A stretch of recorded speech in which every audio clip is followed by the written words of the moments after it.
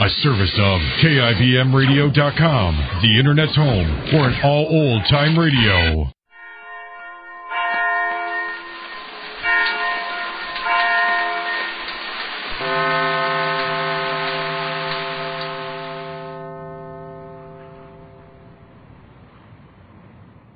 Ladies and gentlemen, the Granite Furniture Company, with stores in Sugar House, Murray, and Provo, presents The Hall of Fantasy.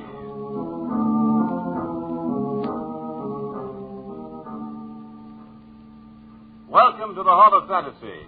Welcome to the series of radio dramas dedicated to the supernatural, the unusual, and the unknown. Come with me, my friends. We shall descend to the world of the unknown and forbidden. Down to the depths where the veil of time is lifted, and the supernatural reigns as king. Come with me and listen to the tale of The Perfect Script.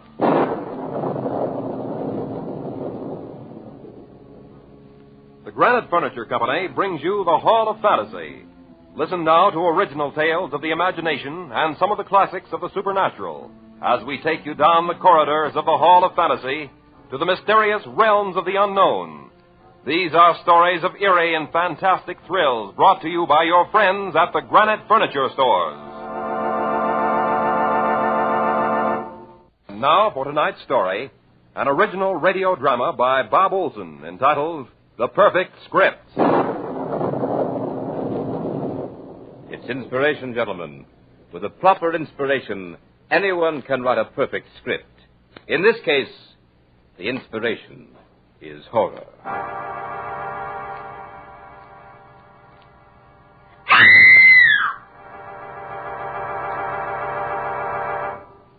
You have just listened to another in a series of dramas entitled The Perfect Script, a real-as-life story of horror produced by John Marchant.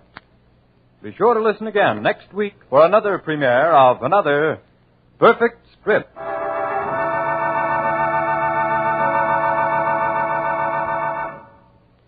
Well, that wraps up another perfect script. Yeah, a little too perfect if you ask me. Every time I work one of these shows, I want a police escort to see me home. There's a Mr. Schenk to see you. Shall I send him in? Schenk? Oh, the new writer. Yes, send him in, please. Schenk, I'm glad to see you. I'm glad you made it. Have a seat. Thank you, Mr. Marchant. Did you decide to accept my terms? Well, your shows are famous. Sounds like I'm starting at the top. You are. You realize, of course, that this is a one-time shot. Yeah, so I understand. No one ever writes two perfect scripts, but why? Once you've written one, you'll know the answer to that. It's a queer setup, but it's too good a chance to miss. When do I start? Immediately. I'll drive you up there myself. Out where? In the coast, a few miles to my beach house.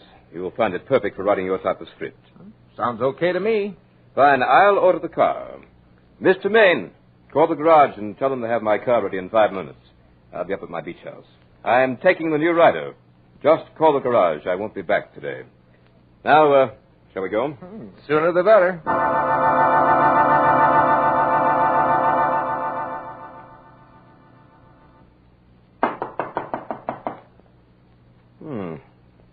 Trudy must have taken a walk. Trudy's the housekeeper. She spends a lot of time just walking on the beach. She had a terrible shock, poor girl, but she's harmless.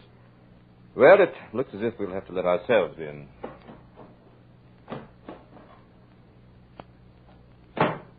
Trudy? Trudy, are you here? Here I am, Mr. Marchant. I knocked. Where were you? I was asleep. Well, no matter. This is Mr. Schenk. He'll be with us for a little while. I thought you were taking one of your walks at first. Tonight? She's looking for her husband, Pete. He was a pilot and crashed in the sea close to here. Trudy thinks he'll show up. Oh, he will. Don't you think he will, Mr. Schenk? Well, That's enough, Trudy. Show Mr. Schenk to his room. Same room the others have. Of course. Now, hurry. Mr. Schenk probably wants to clean up a bit. He's going to start writing, so take some cold milk and sandwiches to him. Or would you rather have coffee? No, milk would be fine. Show him where to find the writing materials, too. He has a big night ahead of him.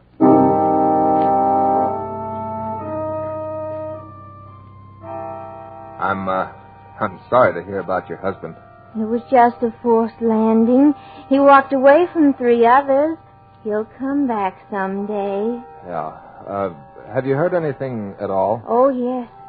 He sent me his ring. That's the signal we had to let me know he was coming home.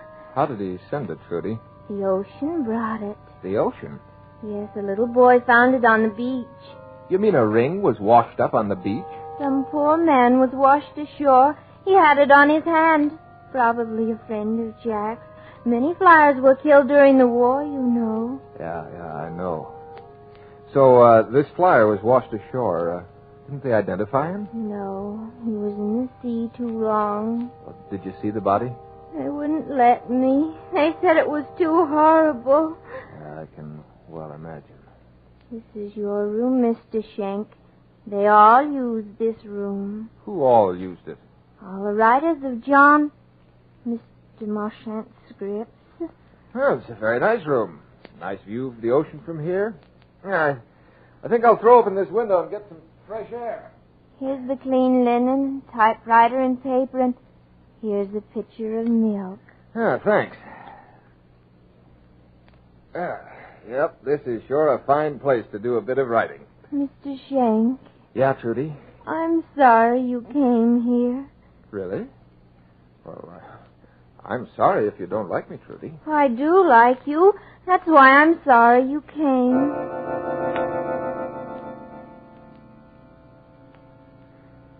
Nice folks. Well, if I can't write a script here, I can't write it anywhere. What more can a man ask? A little more of that Trudy, and I wouldn't be able to write the date. Too bad, too. She's really not bad looking. Kind of pretty, in fact. Yeah, well, when a mind cracks, there's nothing much anyone can do about it. Now for the perfect script. February 16th. Good start.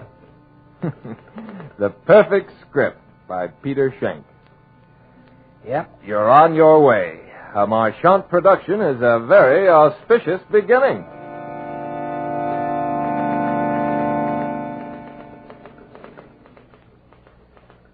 First inkling I had of any plot was when the deluded housekeeper told me that she wished I hadn't come. What has happened to the writers of the other perfect scripts, I wonder? If I had any sense, I'd scram out of here. Jack! That's Trudy. She's running down the beach, looking for her dead husband. I think I'll just follow her and see what happens.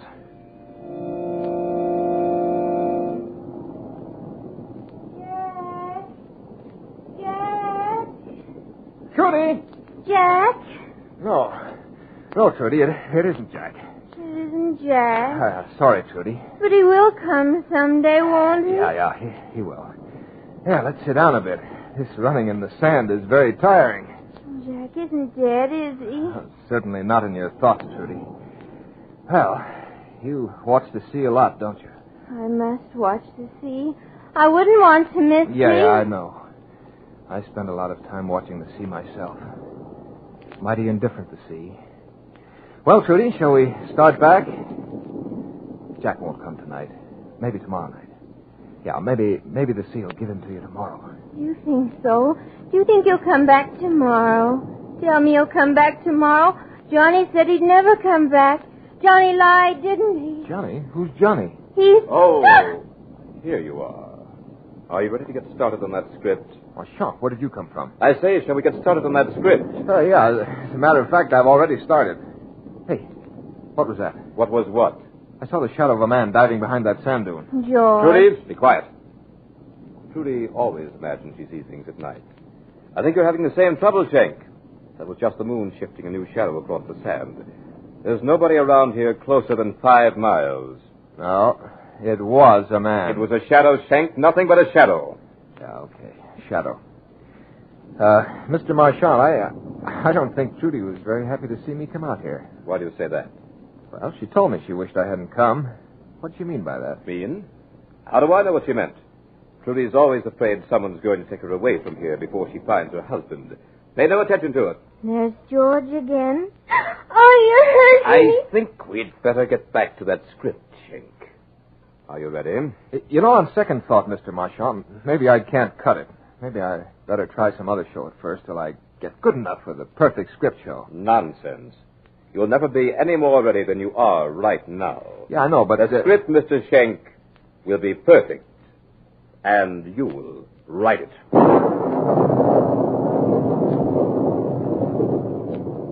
You are listening to The Perfect Script by Bob Olson in tonight's journey down the corridors of the Hall of Fantasy. Presented by the Granite Furniture Company with stores in Sugar House, Murray, and Provo. Now back to tonight's story, entitled The Perfect Script.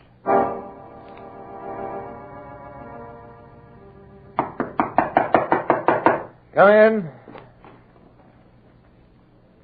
Now, for that script. Yeah, better get started, huh? I thought you told me you'd already started it. Well, not perfect enough. I tore it up. You shouldn't have done that. I wanted to see it. Maybe I could have offered you some suggestions. No, it wasn't any good. Just a false start. I see. By the way, I noticed you were taking in the view from your window. Yeah, I was fascinated by the way the moonlight topped those whitecaps. Very pretty. I should think you'd have gotten enough of watching the ocean in 29 months. Just a habit, Mr. Marchand, just a habit. Tell me, what else did you see? See? Nothing. You lie. I do. Never mind. It's of no consequence now. Let's get busy with that script. Before we do, Mr. Marchand, I have a question to ask you. Well, what is it? Whatever happened to your other writers? Why do you ask that? Well, frankly, I've been thinking of my future. Very practical, Schenk. And what did happen to them? I found a place for them. A place? What sort of a place? A very satisfactory place, Mr. Schenk. And you intend to find such a place for me? Indeed I do. Fear not, my young friend. You shall have just such a place.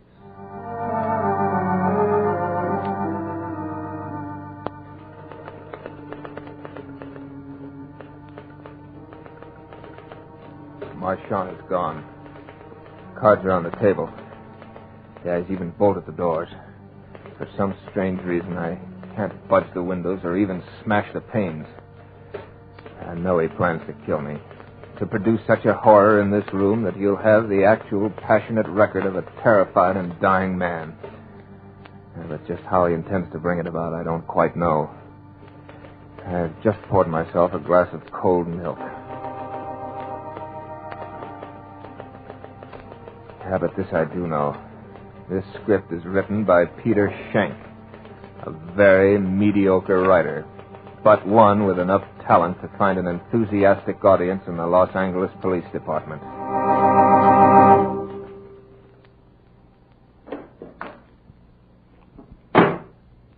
Now, Mr. Schenk, you will begin your script in earnest.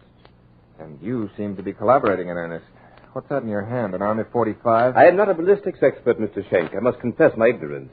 All I know about this weapon is that it's very deadly. Yeah, it's an Army 45. Very deadly piece of merchandise. You find something amusing?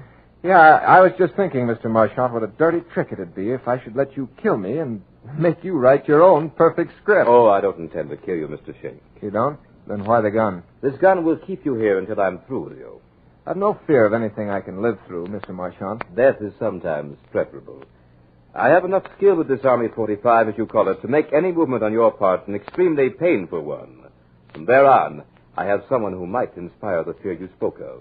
You mean our shifting shadow, George? Exactly.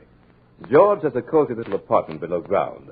I hope he doesn't disturb you. Oh, so George is the inspiration for the horror you spoke of. Mm-hmm. George is very helpful. You know, Marchand, you strike me as being rather stupid. I'm sorry you think so. Yeah, you want a script written, a perfect script. You engage me to write that script in the face of a torture and death from which you give me no chance to escape. You know, you ought to put a bonus on this thing. Give me a little incentive. That will not be necessary. I'm quite certain that in approximately 5 minutes you'll need no incentive. 5 minutes? What's that got to do with it? You were observed pouring and drinking a glass of milk a few minutes ago. True? Yeah, I guess that's right. Wait, you mean that you... Poison? No, Mr. Schenk. Just a little potion to deaden the willpower. In exactly 4.5 minutes, you will act only on the power of suggestion. Does that strike you as stupid, Mr. Schenk? You're lying. Wait and see, or have you something better to do? I have, you filthy maniac. Why, in 2 minutes I could kill you. Yes, and by heaven I intend... Stand back! You wouldn't get 2 feet. This is no cat gun. Go ahead. As long as you're alive, you have a chance. Go ahead, commit suicide. See how much good it does. Now, you're lying, I tell you. Besides, I didn't have any of that milk. Now, Shank, you know differently. Just relax. This isn't so bad. You'll even get a thrill out of it. Believe me, don't fight it. You only hurt yourself when you do. I hope you... you're the craziest of the lot, Marchand. Your sister at least has some trace of feeling. You're just plain mad. My sister. Who mentioned it to you? Trudy did, Marchand. Or, Johnny, if you prefer. You're more shrewd than I thought. Yeah, you're just careless. You depend too much on the discretion of the insane. They prattle without thinking, Marchand. It doesn't matter. Think me insane if you like.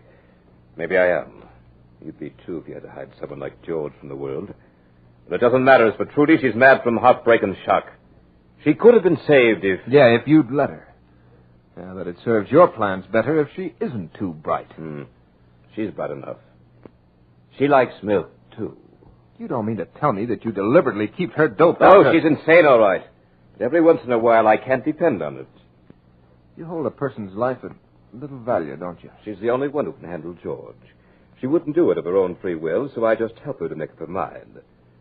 But your time is up, Mr. Schenk. How do you feel? Your eyes are quite glassy. Soon you won't even be able to talk. Very effective. Very effective. Yeah, very effective. And now, Mr. Schenk, shall we start the script? The script? Oh, yeah. The perfect script. Write it yourself, Marchand. The typewriter, Mr. Schenk. You're just about to write the finest script radio ever knew. Yeah, that's right. I want to write, but what'll I write about? Write just what you see. Explain it in detail. Everything you see and everything you think. Yeah, but I don't see anything. Don't you, Mr. Schenk? Then turn around. Trudy. And George, Mr. Schenk. George is going to help us with this script. He's quite talented. What's he going to do? A beautiful job of murder. Trudy, come with me. Where are you going? We won't be far away. George doesn't like to have anyone in the family around to watch him. Do you, George? Bad blood. Bad blood. Write it down, Mr. Schenk. There's plenty of time. Be sure to get it all. Here, you might like some fresh air. I'll throw open this window. Special glass, you know. Strong as steel. But you won't need it now. You won't try to escape.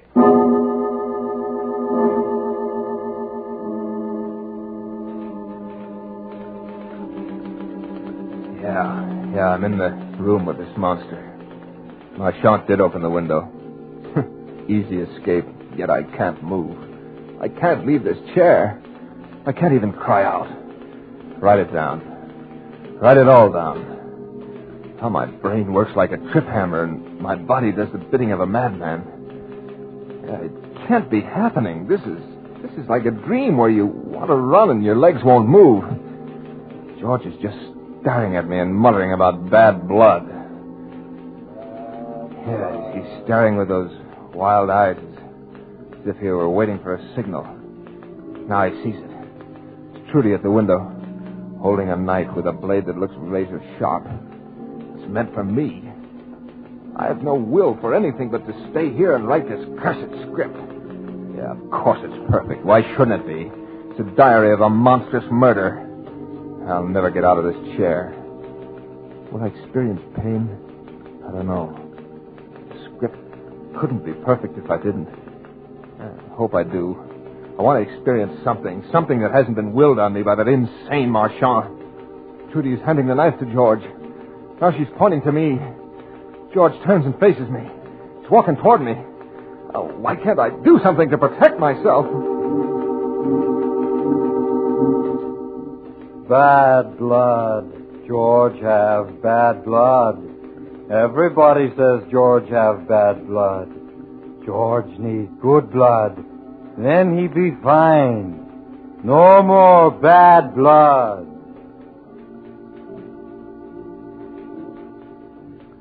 Trudy's climbing in the window. There are tears in her eyes. She's watching George. Trudy feels just as I do. Her mind's working, but can't do anything about it. I don't know what it is that Marchant's given us, but it's really hypnotic. George, get good blood now. George need good blood. George need lots of good blood. Then he all right. Then George like everybody else and walk in the sunshine and swim in the ocean just like everybody. And people say to George, "Hello, George. How you today?" And George say, "My blood very good today." George get good blood now. Trudy's standing there. She's trying to say something to George. Tears are streaming down her cheeks. Trudy doesn't want me to die. I gave her false hope. She'd find her husband. And now Trudy knows that if I die, that hope dies too. Oh, if Trudy only had the will to... what irony. The only person in this room with any power over his body is George. And he has no mind with which to control it. There's Marchant at the window. He looks horrified. Something going wrong with his plan? Trudy!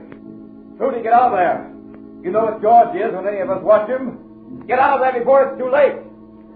George heard Marchant. Turning around, sees Trudy watching him, sees the tears. His face lights up with anger. He grabs Trudy by the wrist, slashes at her with a knife. Oh, please, please give me the strength to move. Give me the power to get out of this chair. Marchant's standing there. No, he's leaping through the window. I think he's going to try to fight with George. He's rushing at the monster. George brushes him off. As he does, the sharp blade of the knife opens a deep wound in the side of Marchant's neck. Ow! Judy's lying on the floor. She doesn't stir. Marchant falls and lays quite still. A pool of blood forms quickly from the gushing wound. The sight of the blood excites George. He kneels over Marchant. Oh, no, I can't write it. It's too horrible. I've never seen a more grotesque sight in my life. I'm going to be sick.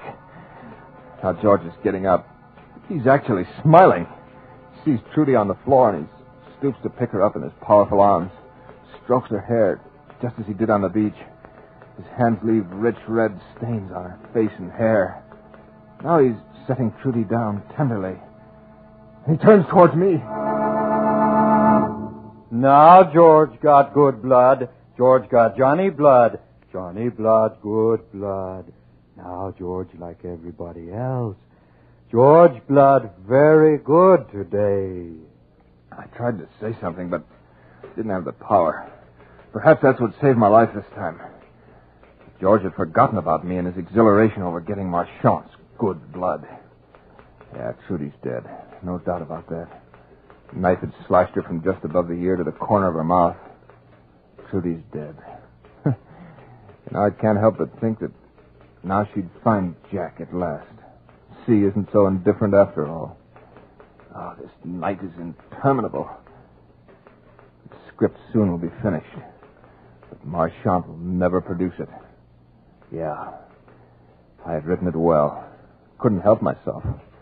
Had to do it. Be Marchant's final triumph. The worst of all is the quiet description of this room after George had gone, telling about the two bodies. They're going cold. My great fear is that George will come back before this potion wears off. I sat staring at the window, now letting in a chill breeze. Just about convinced myself that George wouldn't be back when... There he was! The thing I feared was happening. George did remember at last. But Trudy had told him to kill me. And I am still powerless to help myself. This was the story that Marchant had designed for the script. Now he's about to get it. Get it too late to bring him any more of his precious fame. George do bad things. George forget, Trudy. George forget. George do bad things. Once more, I tried to move but couldn't. All I can do is write. I'd at least leave a record. this thing, so that all the world would know what a half hour of a perfect script had cost the lives of so many people. George is standing over me now. He's raising his arm. The knife blade catches a glint of light, and my eyes are blinded momentarily by the brilliance. George shifts his weight a little to plunge the knife. He pauses and... suddenly, for no reason at all, I think of a road. A road that I walked along in Arizona just a week ago. Free, happy, glad to be alive. And then...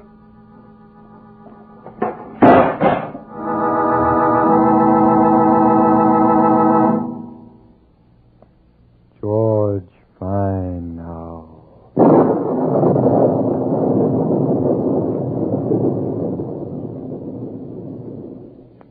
So runs the tale of The Perfect Script. But remember to join us next week at the same time for another journey down the corridors of the Hall of Fantasy to hear the tale of the Cask of Amontillado.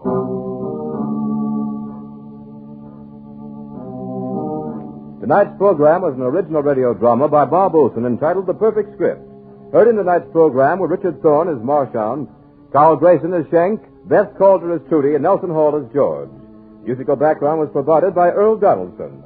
The technical supervisor was Nephi Sorensen. These programs are produced and directed by Richard Thorne. Remember, be with us again next Sunday night on call at 8:30 p.m. when the Granite Furniture Stores in Sugar House, Murray, and Provo will take you on another journey down the corridors of the Hall of Fantasy to hear the tale of the Cask of Amontillado.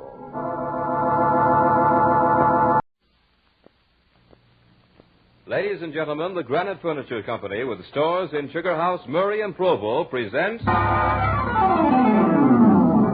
Hall of Fantasy. Welcome to the Hall of Fantasy. Welcome to the series of radio dramas dedicated to the supernatural, the unusual, and the unknown. Come with me, my friends. We shall ascend to the world of the unknown and forbidden, down to the depths where the veil of time is lifted and the supernatural reigns as king. Come with me and listen to the tale of The Judge's House. The Granite Furniture Company brings you the Hall of Fantasy. Listen now to original tales of the imagination and some of the classics of the supernatural as we take you down the corridors of the Hall of Fantasy to the mysterious realms of the unknown. These are stories of eerie and fantastic thrills brought to you by your friends at the Granite Furniture Stores.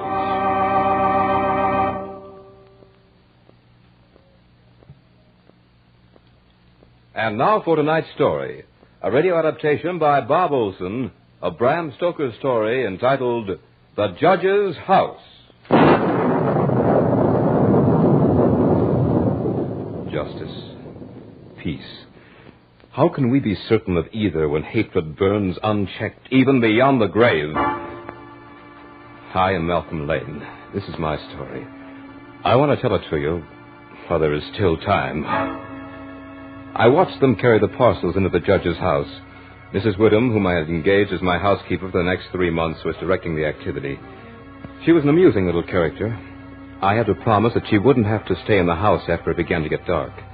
The upholsterer's man was coming up the pathway with a cart and a new bed.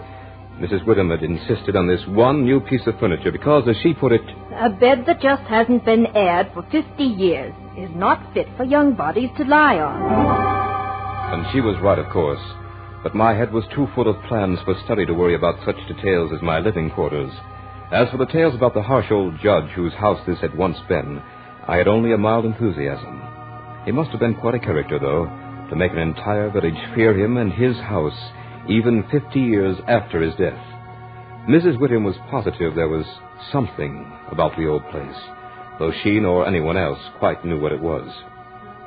The consensus of opinion, however, was that they would not take all the money in Grinwater's bank to spend an hour here alone. But Mrs. Whittam startled me with a very rational statement. The place is full of rats, and rats is bogies, just the same as bogies is rats. That explanation suited me very well, for as I said once before, my head was full of plans to study. Examinations were coming up soon, and I had paid 3 months' rent on this old house, so that I would be assured of peace and quiet while I prepared for them. The only mysteries I'm interested in, Mrs. Whittam, are those of harmonical progression and elliptical functions. They're mystery enough for me. Not that you won't find company here, Mr. Lane. I've already cleaned all of 50 years of dust from everything. Oh, but that waistcoat in this room must be hundreds of years old. And you'll find creaky doors aplenty, and loose flats all over, ready to flap in the wind, and bureau drawers that stick and then fall down in the middle of the night. And don't forget the rats. No, Mr. Lane, don't forget the rats. The workmen were all gone, and but for the busy little figure of the housekeeper, I was alone. It was for this that I'd taken the tiresome ride to Benchurch, a remote little town that had all the attractions of a desert. It was drawing close to evening as Mrs. Whittam was unpacking the last hamper, and I could see that she was beginning to cast worried glances about as the shadows began to creep into the corners of this huge dining room I'd chosen for my living quarters. Oh, you may go now, Mrs. Whittam. It's getting dark in here, and I'm sure you're anxious to get home. You've done well with this old room. I shall reward you with complete possession of this house for the last 2 months of my tenancy. 3 or 4 weeks will be all I'll need, and I'd hate to see that rent money go to waste. Thank you kindly, sir, but I wouldn't stay here I know, for all the money in Drinkwater's bank. I'm really grateful, for I do want to be alone. And if you were not so opposed to it, I might be tempted to accept your company. Ah, you young gentlemen. You fear nothing, and I'm certain you'll get all the solitude you need here. Good night, sir. You'll find your supper beneath the cloth. Good night, Mrs. Whittam. Oh, yes, this was comfort. After I'd finished my supper, I cleared the great oak table and got my books out. Then when I'd put fresh wood in the fire and trimmed the lamp, I sat down to a spell of hard work. I hardly looked up from my books until nearly 11 o'clock, at which time I threw some more wood in the fire and indulged in one of my most deeply ingrained habits, that of tea drinking. I thoroughly enjoyed tea and drank it this night with a sense of real enjoyment. Soon the new wood I had thrown on the fire began to crackle, and the new flame threw quaint shadows about the great old room. And as I sat there sipping my tea, I reveled in a complete sense of isolation. Then, for the first time, I noticed the noise of the rats. Strange, I hadn't heard them before.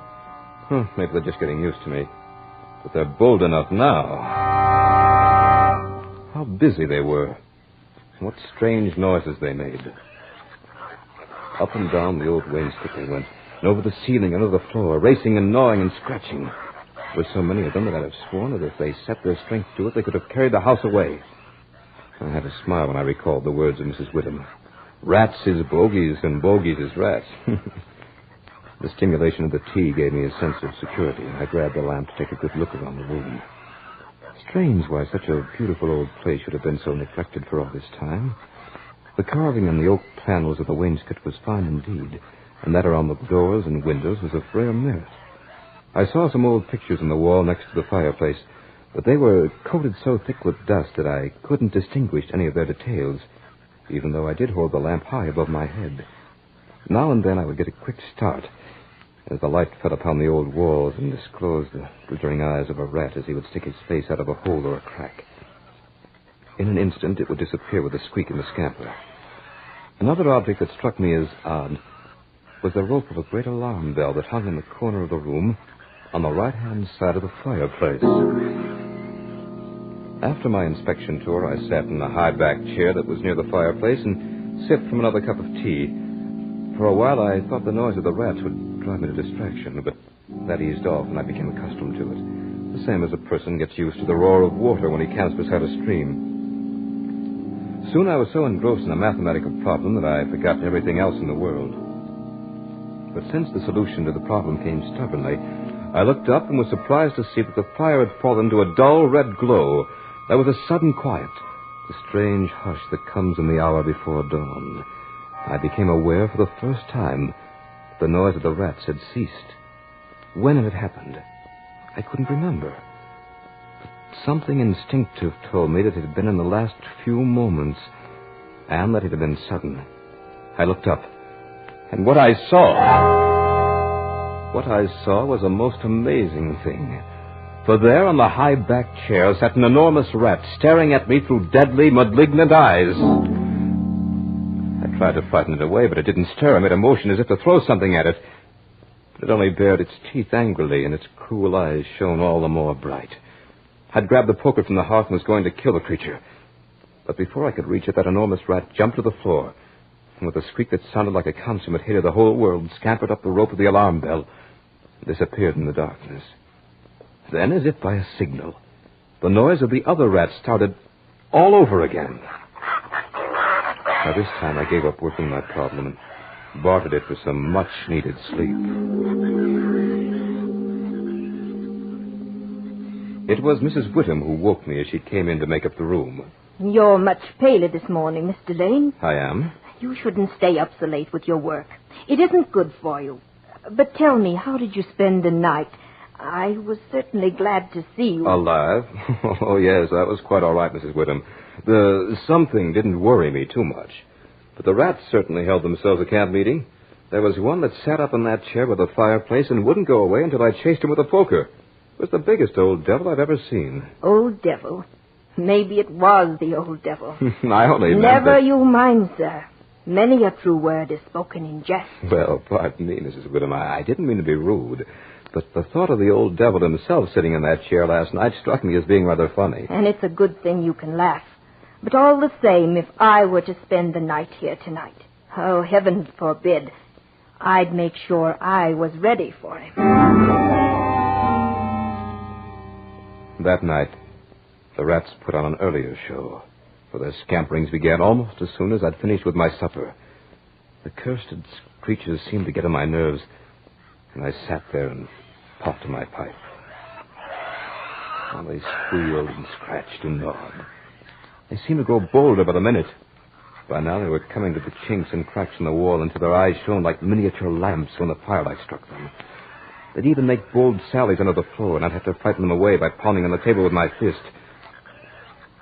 That was how I passed the early part of that night. Despite it, I became more and more engrossed in my studies. And then, a strange sensation coursed through me. For there it was again. Instinctively, I grabbed the handiest object I could find, a book, and flung it at the baleful little beast. But the book was too hastily aimed, and the huge rat didn't stir. So once again, I went into the poker routine. And once again, it put up the rope of the alarm bell. I tried to follow its flight more closely this time, but before I could see where it went, it had been swallowed up in the shadows. And just as it had happened last night, as soon as the big rat had gone, the others resumed their activity. I looked at my watch and found that it was very close to midnight. I had built up the fire and brewed myself a pot of tea. I tried to get back to my work, but I suddenly became curious to know where the rat had disappeared to. For I was certain that tomorrow I would most likely get myself a rat trap. I gathered all my books about me and put them in a handy position for throwing. Then I took the rope of the alarm bell and placed the end of it upon the table underneath the lamp, where there would be plenty of light on it. As I picked up the rope, I was amazed how pliable and strong it was. Ideal, I thought, for hanging a man. Soon my preparations were complete. Now, this time, my friend, I intend to learn more about you. Once again, I was hard at my work, and the noise of the rats was forgotten. But just as suddenly as before, I was aroused by that same sense of startling silence. I was conscious of a slight movement in the rope at my elbow. Without stirring, I checked to see if my pile of books was at easy reach. It was. I cast my glance up the rope just in time to see the huge rat drop from it to the back of the high oak chair. I grabbed a book and hurled it. With amazing agility, the rat sprang aside and dodged it. I threw a second and a third, but each time it managed to dodge my battery. It was almost funny, almost. Finally, when I was down to the last book, I took careful aim, and as I did this, the rat squeaked and seemed afraid. I let the book fly. It struck the rat with a resounding thud. It gave out a shrill, terrified shriek, and running up the back of the chair, made a desperate leap, and with the speed of a bolt of lightning ran up the bell rope. The lamp rocked with a strain, but it didn't topple. Then I saw the rat leap to a molding and disappear through the hole in one of the big pictures that hung on the wall. I made a mental note of the exact spot. Third picture from the fireplace, huh? I'll remember that and have Mrs. Whittam scrub it clean the first thing tomorrow morning. I began to pick up the books I had thrown at the rat. As I did so, I took a good look at their titles. Conic sections. Mr. Rat doesn't seem to mind that.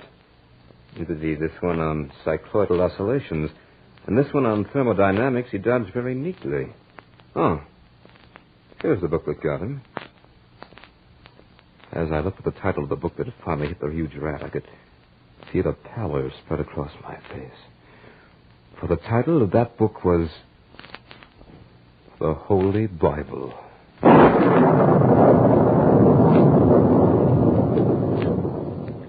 You are listening to The Judge's House by Bram Stoker in tonight's journey down the corridors of the Hall of Fantasy, brought to you by your friends at the Granite Furniture Company with stores in Sugar House, Murray, and Provo.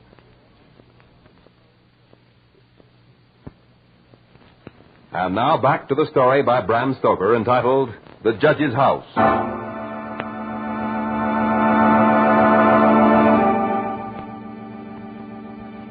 Mr. Lane, this is Dr. Thornhill. Dr. Thornhill, are you ill, Mrs. Whittam? Your pardon, Mr. Lane, but Mrs. Whittam wanted me to come up here and have a talk with you. A talk? Well, in that case, let me prepare some tea for you. Oh, please don't. That's one of the things I came to talk to you about. Mrs. Whittam thinks you drink more strong tea than is good for you. She tells me also that you put in quite long hours at your studies. Mrs. Whittam, I engaged you as a housekeeper, not as a guardian.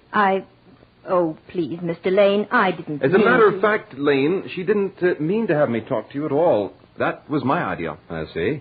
Well, now that you're here, what do you want me to do? Leave this house. Well, even if I could see the reason for it, I doubt if I would. But as for the tea and late hours, I might be able to give them up. Would it make you feel any better, Mrs. Whittam, if I promised not to study after 1 o'clock tonight? Yes, if you promise. Then I promise. I advise you, not as a total stranger to your problem, Mr. Lane. I was a student once myself, you know. Of course. Shall we shake on it, Doctor? Fine. Now, if you will, I wish you'd tell me what you've noticed in this house. Well, it's just as I've told Mrs. Whittam. I'd be working late, and I'd suddenly... And when I looked to see which book it was that had struck the rat, the devil, as Mrs. Whittam calls it, I was amazed to find that it was the Holy Bible. There now. Please, Mrs. Whittam, you're not hurt. Now, Mr. Lane, you say the rat always went up the rope of that alarm bell? Always. I suppose you know what that rope is? No, why? It's the very rope the hangman used to execute the victims of the judge's hatred. Oh, no. Now, Mrs. Whittam, there's no reason to get upset about this, really. Doctor, you shouldn't put such horrible thoughts in poor Mr. Lane's mind. He has enough to unseat him already. I did it for a definite purpose. Mr. Lane, I want you to fix your attention on that rope. Now, I know you're sound of mind and body, but hard work and long hours and this suggestion of the devil, especially in this lonely old house, can do things to the mind. Now, I don't mean this as any offense, but if you should find yourself having, well, hallucinations or some unexplainable fright, I want you to pull that rope. It'll give us some kind of a warning in the village. We might be able to be of some help. Well, thank you, Doctor. I'll do that. I may get stuck with a problem. Fine. Goodbye, Mr. Lane, and, well, I wouldn't be surprised if Benchurch hears the alarm bell from the judge's house tonight. I didn't quite share the doctor's views, but just the same, I caught myself staring at the bell rope. The more I stared, the more restless I became, and every now and then my mind would conjure up the vision of some wretched victim dangling from the end of it. But that line of thinking would have me out of my mind in a hurry. Mrs. Whittam had made the place neat and homey. I wandered over to one of the big windows and flung it open. I was surprised to find that a sharp wind had come up, a very cold wind for April. It was more than a sharp wind, really, for it was carrying a storm. Little drops of rain began to pelt me in the face until soon it became a thing of fury. I bolted the shutters and built up the fire with some fresh wood. I was uncomfortable and was only vaguely conscious of the reason. Suddenly I knew. The rats were quiet tonight. It gave me a slight case of the jitters, and I instinctively took a hasty glance at the bell rope. The rope was quite still.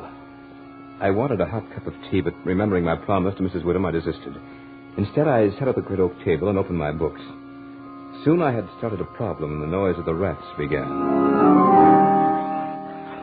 For the first time since I had taken up residence in the judge's house, I was glad to hear those rats. I had worked for an hour or so and suddenly became conscious of the furious storm outside. I was thankful that I didn't have to be out of it. The faint movement of the bell rope compelled me to walk over to it and take it in my hand. I saw nothing. It had only been the wind, and the rope was rising and falling gently with each new gust of air, which caused the bell to sway back and forth a little. That rope had a deadly fascination to it. I wondered why the judge wanted such a grisly memento in his house. The thought of it sent a chill through me.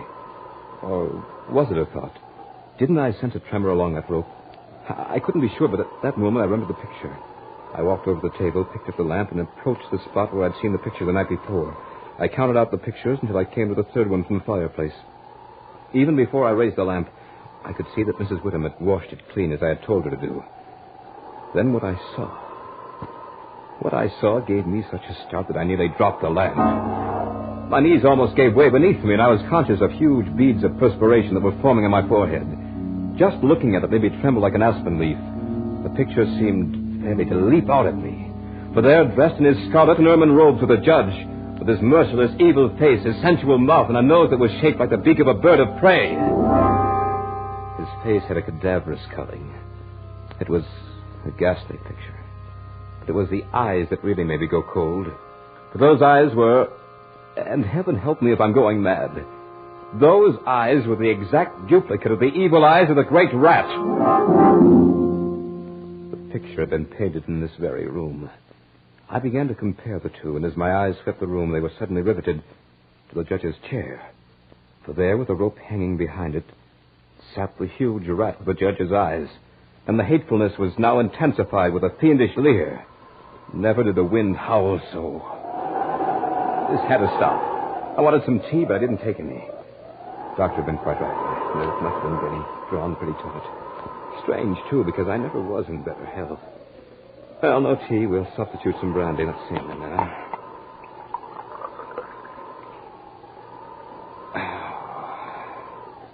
I had a stiff glass of the brandy and went back to work.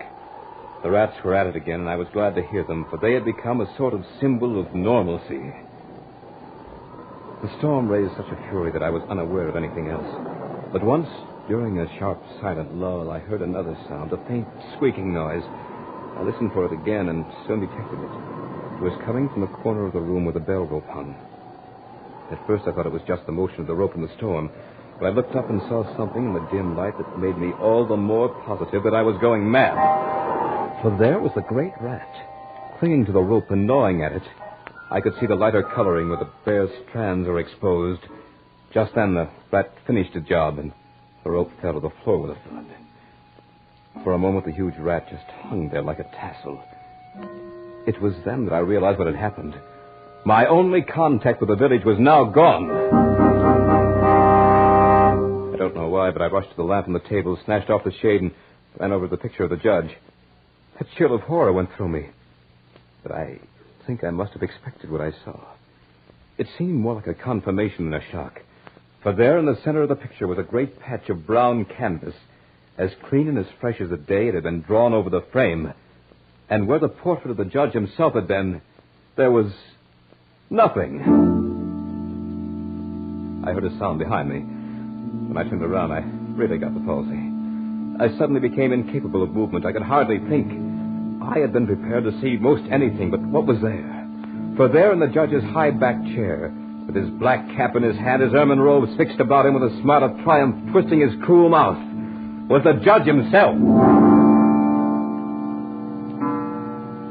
As the clock struck the hour, it seemed to beat the blood right out of my heart.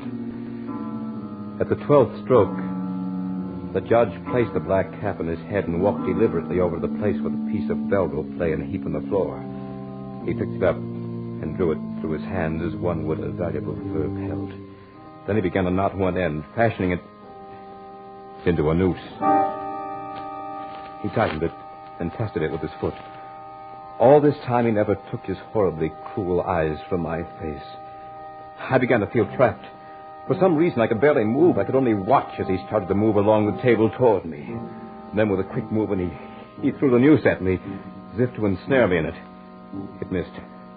He raised it again, never once taking those hateful eyes from my face. Once more the noose came, flying toward me. Once more, with some last ounce of strength, I dodged it. The room seemed flooded with light. The lamp had suddenly flared up high. I looked about the room and was astonished to see the shiny little eyes of the rats as they peered out the cracks and chinks in the wall. I looked up at the bell rope, my lost and last hope of warning the village. It was covered with the little fellows. Funny thing, but those rats were the only thing that gave me even the slightest sense of comfort. For as the rats clambered along the bell rope, the bell itself began to sway, and I heard a tiny sound, yes, very tiny, as the clamper touched the bell itself. It was only a whisper of a sound, but it would grow louder in time. Or would it? At this sound, the judge looked up, and a scowl of terrible anger came to his face. His eyes were like red-hot coals, and he stamped his foot so that the house seemed to shake. The rats kept running up and down the rope as if they were conscious that it was a race against time. Now the judge was approaching me with a noose in his hand. As he came closer, there seemed to be something paralyzing in his presence, and I stood as rigid as a corpse. Suddenly, I felt the judge's icy fingers against the skin of my throat. He was adjusting the rope about my neck. Then he picked me up and stood me on the high oak chair and put his hand on the swaying end of the bell rope. As he raised his hand, I was conscious of my little rat friends fleeing through the hole in the ceiling. They were my last hope. I stood there in the chair and couldn't move a muscle. Now that my last hope seemed gone, I wanted the judge to hurry and get it over with. Soon he'd tied the end of the rope just about my neck to the dangling end of the bell rope. Then he jumped down to the floor and looked at me with those eyes that hated me so. The smile of diabolical triumph seemed to wreathe him in horror. I began to wonder about hangings. I wondered how long it would take, whether the doctor in the village could possibly reach me in time. For I knew that I would soon be sounding the alarm bell. I even wondered what kind of a shadow I'd cast on the wall as I dangled from the end of the rope in this grotesque candlelight. But I didn't wonder for long, because suddenly the judge grabbed the chair on which I was standing with a sudden movement, jerked it out from under me.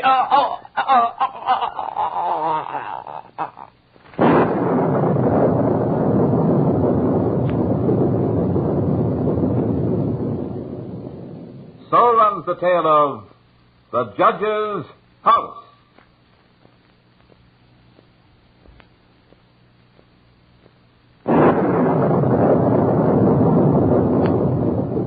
Remember to join us next week at the same time for another journey down the corridors of the Hall of Fantasy.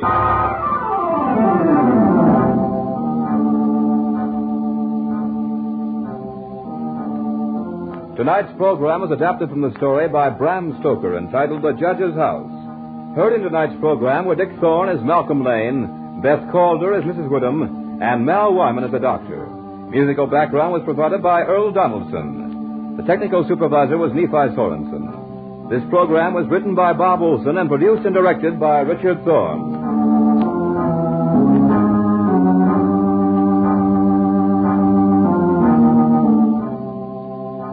Remember, be with us again next Sunday night on call at 8:30 p.m. when the Granite Furniture Stores in Sugar House, Murray, and Provo will take you on another journey down the corridors of the Hall of Fantasy.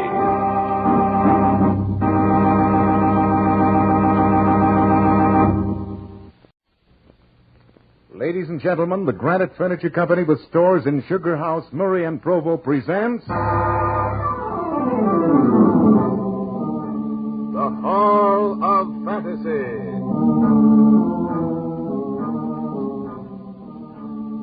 Welcome to the Hall of Fantasy. Welcome to the series of radio dramas dedicated to the supernatural, the unusual, and the unknown. Come with me, my friends. We shall descend to the world of the unknown and forbidden, down to the depths where the veil of time is lifted and the supernatural reigns as king. Come with me and listen to the tale of Man-Size in Marble. The Granite Furniture Company brings you the Hall of Fantasy. Listen now to original tales of the imagination and some of the classics of the supernatural as we take you down the corridors of the Hall of Fantasy to the mysterious realms of the unknown. These are stories of eerie and fantastic thrills, brought to you by your friends at the Granite Furniture Stores.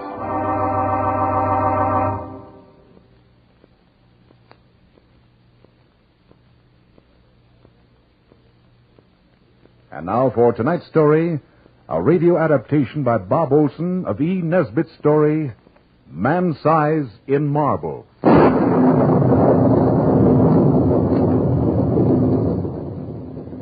The villagers called it a delusion. That explanation gave them some comfort. Since it will give you comfort also, I'll say no more about it, except that it's difficult to understand how hallucinations can commit murder. Ours was one of those marriages on a dime. I'd been doing a bit of painting in those days and never knew what it was to have the money I really needed. But then Laura knew this before she married me. Oh, we'll get along if we're careful. You can paint and I'll write articles for the magazines. Living in town will be out of the question, dear. Well, we can find some little place in the country. As long as it's picturesque and sanitary. It doesn't matter where it is. And so we spent our honeymoon lightheartedly looking for a place that was both sanitary and picturesque, the two qualities that rarely keep company in one cottage. Little rose-covered trellises would invariably hide the corruption that lurked inside. We'd looked so hard and were so confused by the eloquence of house agents that we seriously began to doubt if we could tell a house from a haystack, even if we found one. But when we came out to the little village of Brenzett and thence 2 miles out to see the famous little church, our search was ended. For there, just 2 fields away, was the cottage. Picturesque it was, for it was long and low, with rooms taking off in unexpected directions. 2 of the rooms were of ancient stonework, now covered with moss and ivy. It was all that remained of a huge manor that had stood here years ago. Around these rooms had risen the cottage as it stood this day quite by itself. Our nearest neighbor was a jolly Scotch doctor, McCarthy by name, whose cottage was a little distance down the lane. Our new home nestled cozily against a low hill and looked out across the marsh meadows to the sea. Yes, it was a pretty cottage. Though stripped of its roses and jasmine, it would no doubt have been hideous. The rent was absurdly cheap, and it seemed quite likely that between the 2 of us, we could keep the kettle simmering. We spent the rest of our honeymoon in second-hand shops, picking up odds and ends of oak and Chippendale until the cottage soon became very homey. Fully settled, we were so happy. And that day we looked from the latticed window onto the old-fashioned garden with its colorful splash of hollyhocks and lilies. Laura sat outlined against the window, I before my easel. What are you painting, Vance? You, my dear. Me? Well, why not this lovely countryside? First my wife, then the countryside. And what are you writing? A verse. About what? You.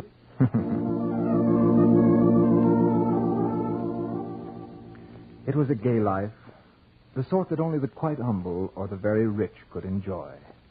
Our fortune was added to when we found Mrs. Dorman, a tall peasant woman with a good face and figure to keep house for us.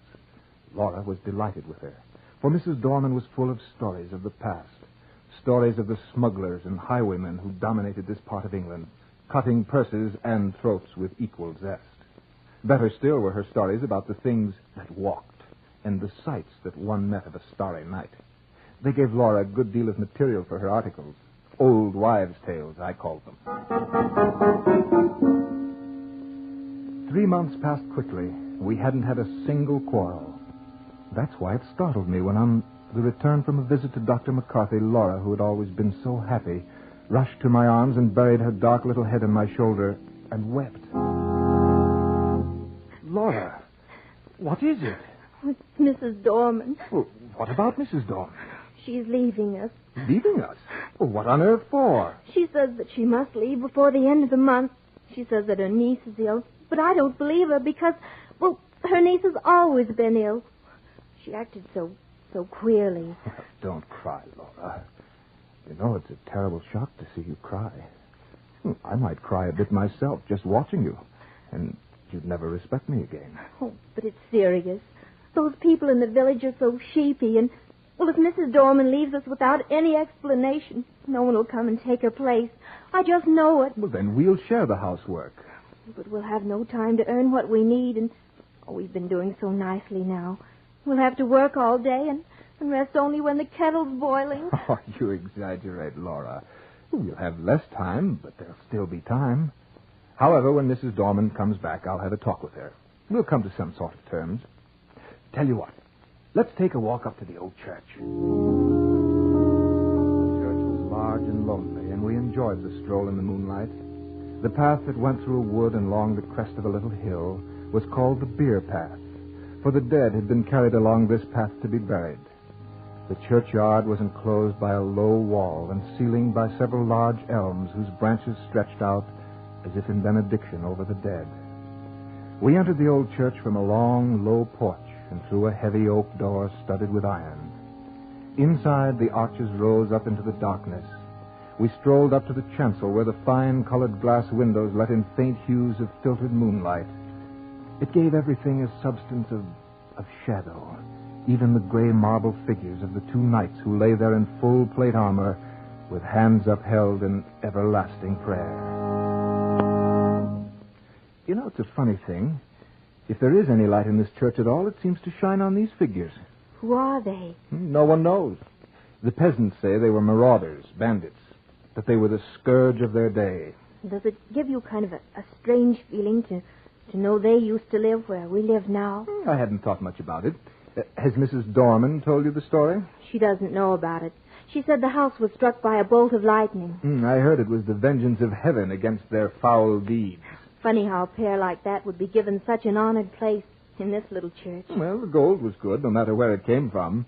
Their heirs probably bought the honor. Those marble statues certainly aren't flattering. Yeah. From the looks on the faces, even in marble, I doubt their conversion to Christianity. The church looked very weird as the shadows cast eerie forms about. We looked again at the sleeping warriors, and a feeling of awe came over us. Outside, we sat on the ancient stone seats, gazing out across the moon-misted meadows. A sense of quiet and peacefulness came over us. At such times, troubles don't exist. Well, feel better than you did, dear? Yes, Van. Oh, let's never leave this place. It's lovely. Ah, yes. Wasn't it silly to get all worked up over Mrs. Dorman? It's still a terrible nuisance. Granted, but if scrubbing and blacking boots is the worst of our lot, we'll manage quite well even without Mrs. Dorman. Of course we will. Nevertheless, when we get back to the house, I'll have a talk to her. She should be there by now. I hope you can convince her.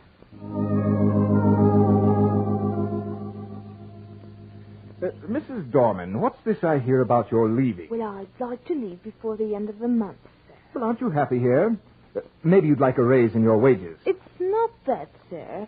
You and your lady have been most kind. Well, then, suppose we work it out so that you can stay. No, Mr. Longan, I'd rather leave. My niece is ill. Yes, I know, but she's been ill all along. Would you consider staying on for another month? No, sir. I want to leave before Thursday. But this is Monday, woman. That's rather short notice. I'll tell you what. Stay on until next week. Maybe I can come back next week. But why must you go this week? Well, speak up. It's this house, sir. This house? Well, what about it? They say that strange deeds was done here in olden times. In olden times? Oh, but this is now. What deeds do you mean? Well, don't worry, Mrs. Dorman. I'm not going to laugh at you. Well, sir, have you seen them two shapes beside the altar in the church? You mean the effigies of the knights in armor? I mean them two bodies drawn out man-size in marble. A very graphic description, Mrs. Dorman, but what about the knights? In the village, they say that on All Saints' Eve, those bodies come to life. Those marble statues? They say that they rise up from their slabs and walks down the aisle in their marble. Then when the church clock strikes 11, they come out into the night and walks over the grime. But how do you suppose when the nights have been wet, there was the marks of their feet along the beer path. Well, where do they go? Back to their home. Their home? But their home was... in this house. Well, did anyone ever see this happen? I ain't saying. All I know is what I know. Who was living here last year? No one, sir. The lady who owned the house spent the summer here, but she always went up to London a good month before the night. And so you think you must go? Yes, sir. My niece is ill. Oh, your niece. Oh, very well, Mrs. Dorman. Go if you think you must. But don't say anything about this to Mrs. Langham. Must you go, Mrs. Dorman? Yes, ma'am. This is Thursday. I can't stay no longer. It's going to put quite a load on us. Don't try to do too much, Mrs. Langham. If there's anything I can do next week, well, I won't mind in the least. Thank you. Oh, but we'll try to manage. And whatever you do, lock the door early tomorrow night and mark the sign of the cross over it. What do you mean? That's Mrs. Dorman's little Halloween joke, dear. It's no joke. And if you ask me... Goodbye, Mrs. Dorman. Goodbye. And don't forget what I said. What did she mean, then? Nothing, dear. Mrs. Dorman is just a superstitious old biddy, that's all. I would have looked forward to Friday a much happier man if I could have believed what I had just told Laura. But Friday came, the day before All Saints' Eve, the day this story ends. In fact, the day that gave this story its horrible substance.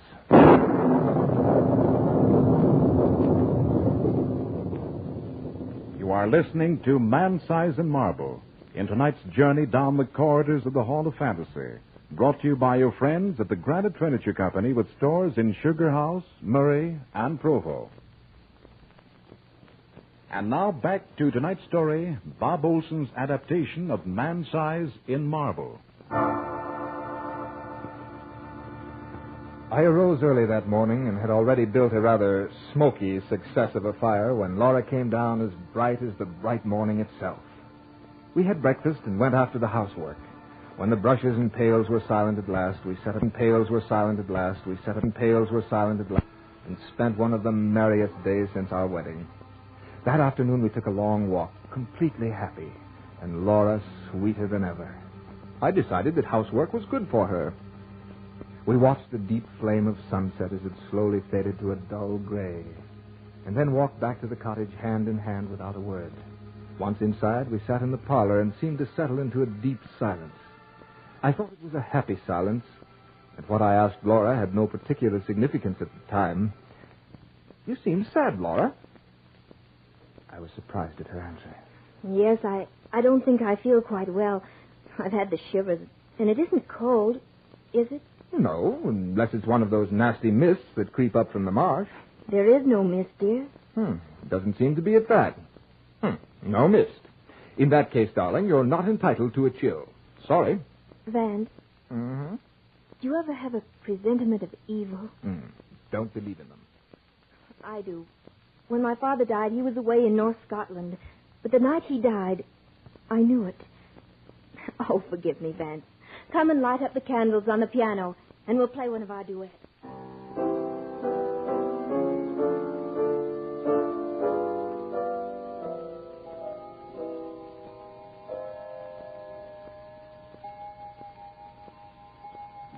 Hmm. 10 o'clock already. Light up your pipe if you like, Vance. I don't mind. I think I'll take it outside. May I come too? No, dear. You're much too tired. I shan't be long. You get to bed or you'll be ill. You're taking good care of me, darling. Have to. Can't do all this housework by myself, you know. Then give me a kiss. That will be a pleasure. Let me go with you. You get some rest. Vance. Yes? We've been very happy today, haven't we? Even happier than usual, sweetheart. You won't be gone long, will you? No, dear. Not long. I stepped out, leaving the door unlatched, for I expected to be back shortly. The night was magnificent. Huge masses of cloud, dark and heavy, seemed to clasp hands and reach from horizon to horizon. Through this flowing stream of clouds moved the moon, like a dolphin diving in and out of an endless succession of waves. The treetops swayed like a metronome to the gentle swing of the clouds. There was the mystic glow on the earth that comes from the blend of dew and moonlight. I drank in the serene beauty of the night. There wasn't a hint of emotion about. Not even a leaf stirred. The wind was high up, busy herding the clouds. Across the meadow, I saw the church tower standing out black against the sky. I suddenly thought of the 3 happy months I'd known here with Laura. Just then, the church sounded its bell.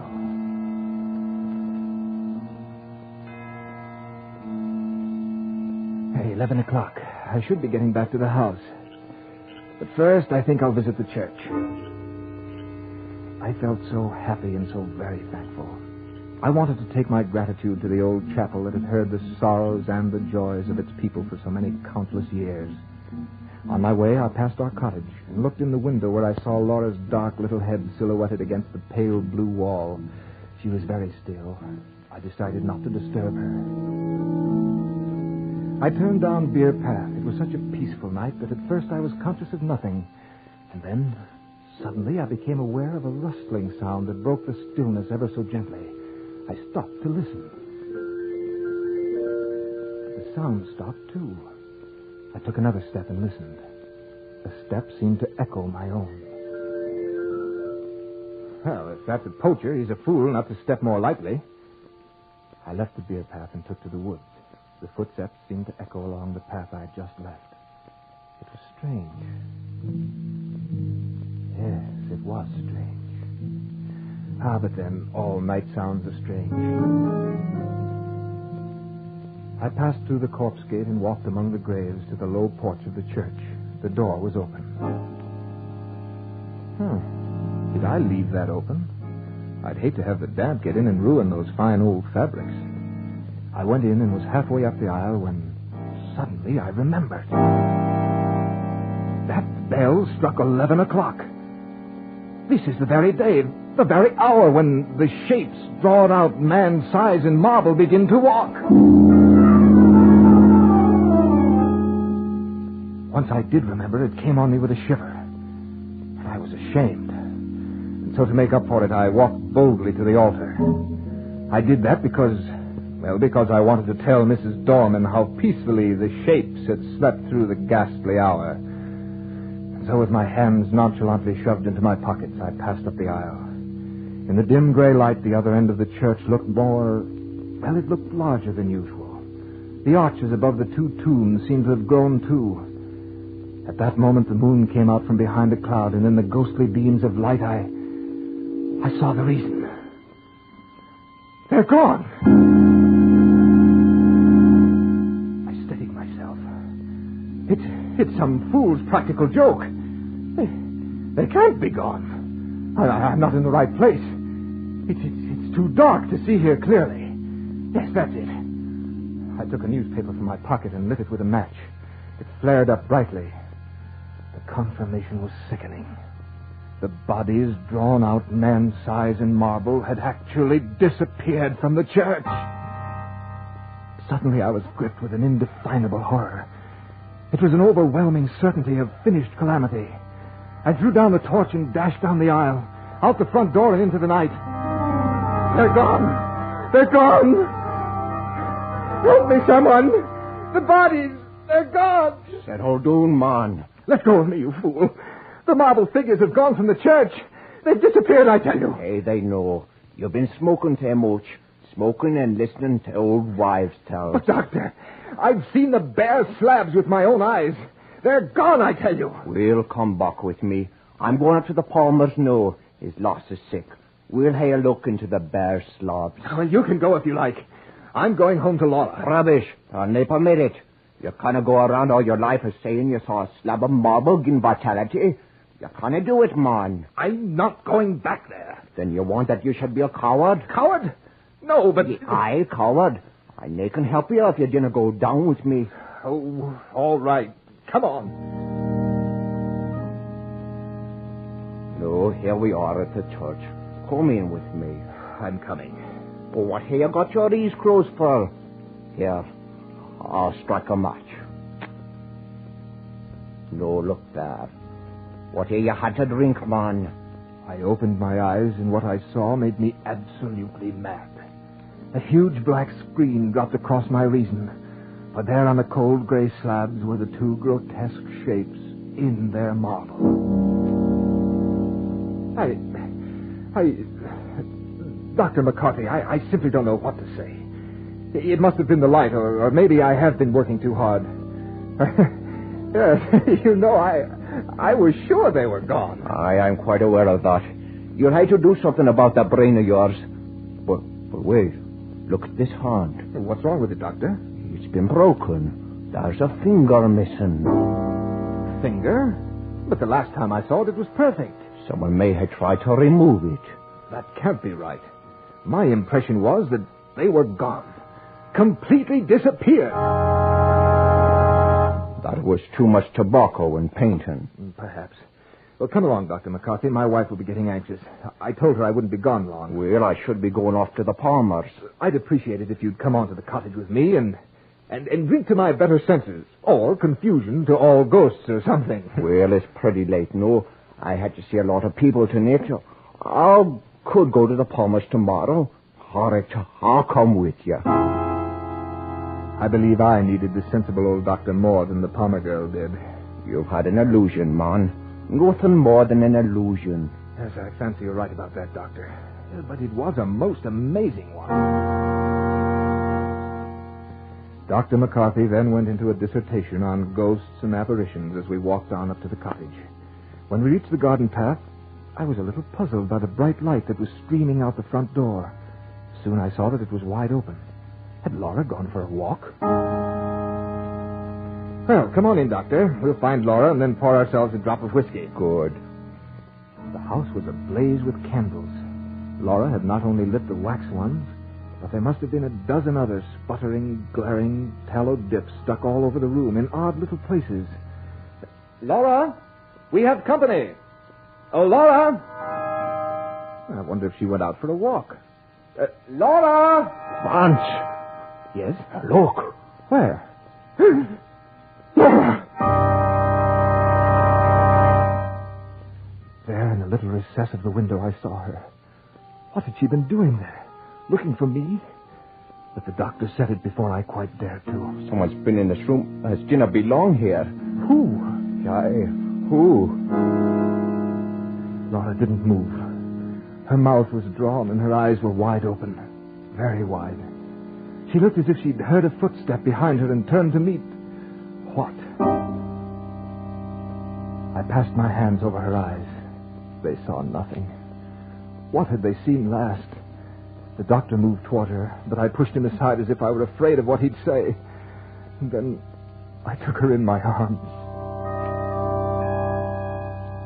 Laura, darling. I've got you now. You're safe. She's safe. She's dead. Oh, no. She fell into my arms like a limp, loose-jointed doll. I was slightly mad with this horrible sense of loss. But I knew she was dead. I knew it, and nothing mattered anymore. Laura was dead, and the world was dead. And I silently prayed that I might die. What's in her hand? I don't know. I don't care. Laura's dead. But the doctor pried open her fingers, and soon something fell out of that grim clutch and dropped to the floor. We looked at it, and then at each other. For what we saw was no hallucination. It seemed to fairly shriek its defiance to reason. For there on the floor was a gray marble finger.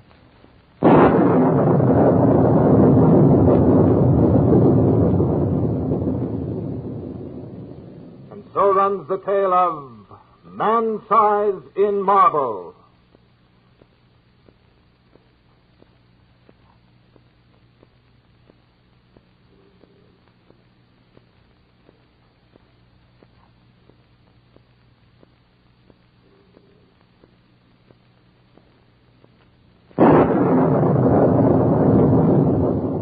Remember to join us next week at the same time for another journey down the corridors of the Hall of Fantasy.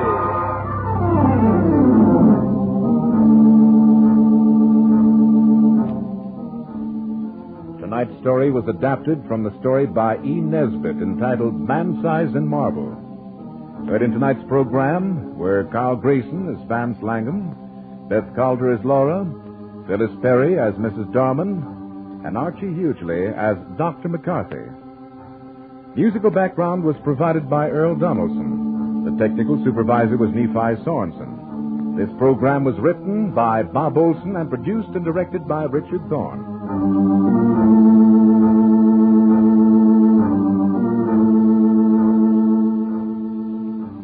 Remember, be with us again next Sunday night on call at 8:30 p.m. when the Granite Furniture Stores in Sugar House, Murray, and Provo will take you on another journey down the corridors of the Hall of Fantasy.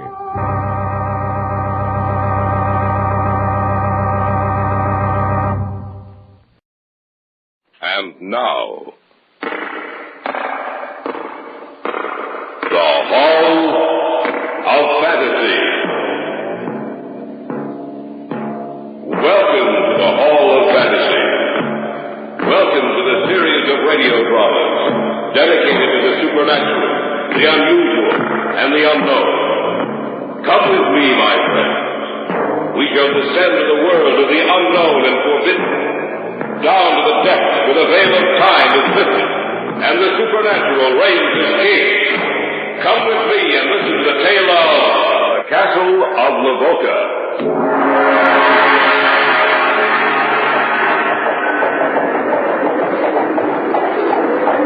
One night, shortly after sunset in the dead of winter, they say a carriage drove through here. A carriage drawn by 4 cold black horses. The carriage, too, was black, and the driver was clothed in a livery of black.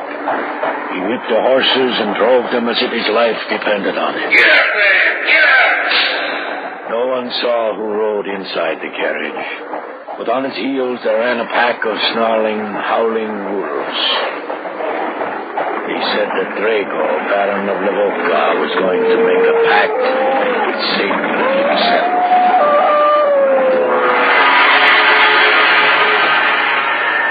In just a moment, the Hall of Fantasy will present the Castle of Lavoca. And now for tonight's story, an original radio drama by Richard Thorne entitled The Castle of Lavoca.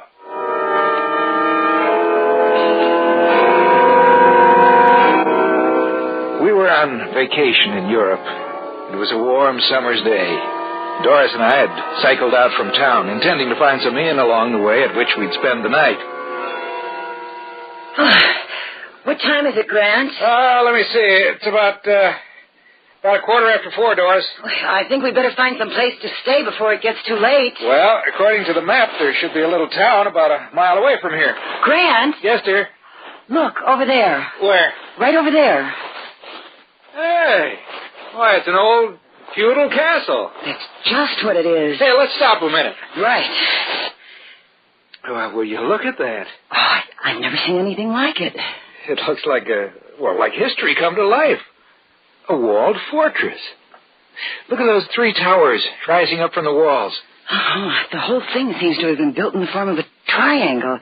There only seems to be 3 sides to it. From what I can see from here, it looks to be in pretty good condition. I wonder how old it is. Hey, Dor, I've got an idea.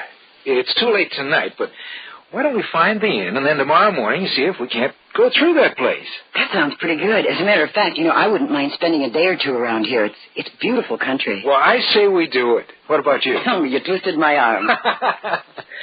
Grant? Yes, dear? Maybe we shouldn't. Shouldn't what? Shouldn't go through that place. Well, why not?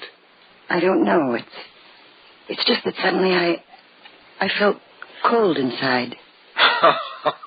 You're just remembering a lot of stories about old castles and ghosts. There's nothing to worry about, Dor. The man who probably built that castle and all his descendants are only memories now. And memories can't hurt you.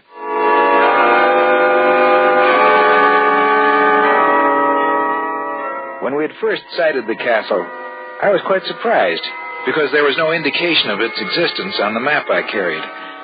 And what Doris had felt, I had felt also. When I first looked upon it, I felt, as she had said, cold inside. What it was, I didn't know.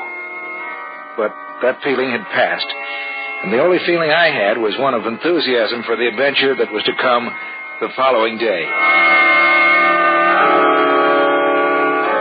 About a mile from the castle, we found the town indicated on the map, a little place called Lavoca.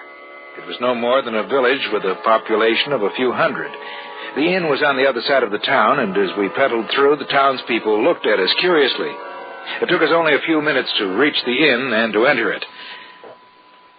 A tall, dark man sat at a table, and he looked up as we passed him. Then he turned away again, obviously lost in thought. We were in a large room full of tables. There was no such thing as a reception desk, save for the bar at one side of the room, which served a double purpose, a bar and a registration desk.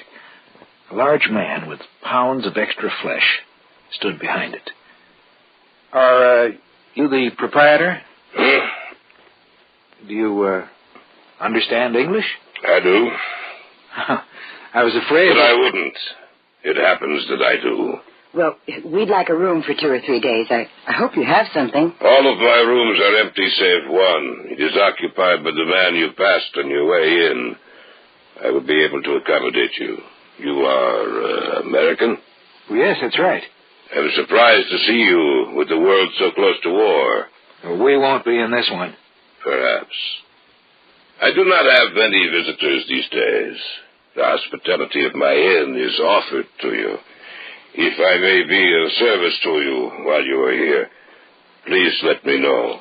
As a matter of fact, you can. In what way? Well, we passed an old castle on our way here. Do you think it would be possible for us... You must mean Lavoca Castle.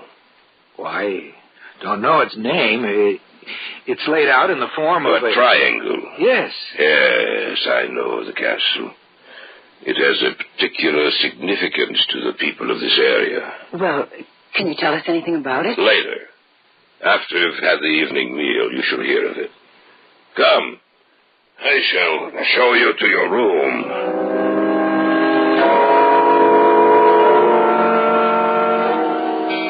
As he led us upstairs to our room, we passed again the man who sat alone at the table. He was staring at us and made no attempt to hide the fact. As we went up the stairs to the second floor, I wondered why the innkeeper had seemed so afraid when I mentioned the castle. I had no time for further speculation, however, at least for the next hour. Our time was spent in cleaning up, and Doris kept talking of other things.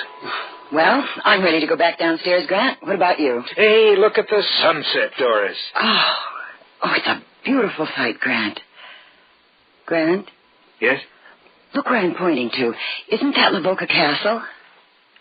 Yes, it is. Stands out so in the sunset that it seems to be on fire. Grant, did you watch the innkeeper's face when you asked him about the castle? He seemed surprised. I wouldn't call it that. I'd call it frightened. Perhaps you're right. And perhaps we should forget about seeing that castle tomorrow. Perhaps we should start back. We'll see. You know, Dora, you make it seem so serious.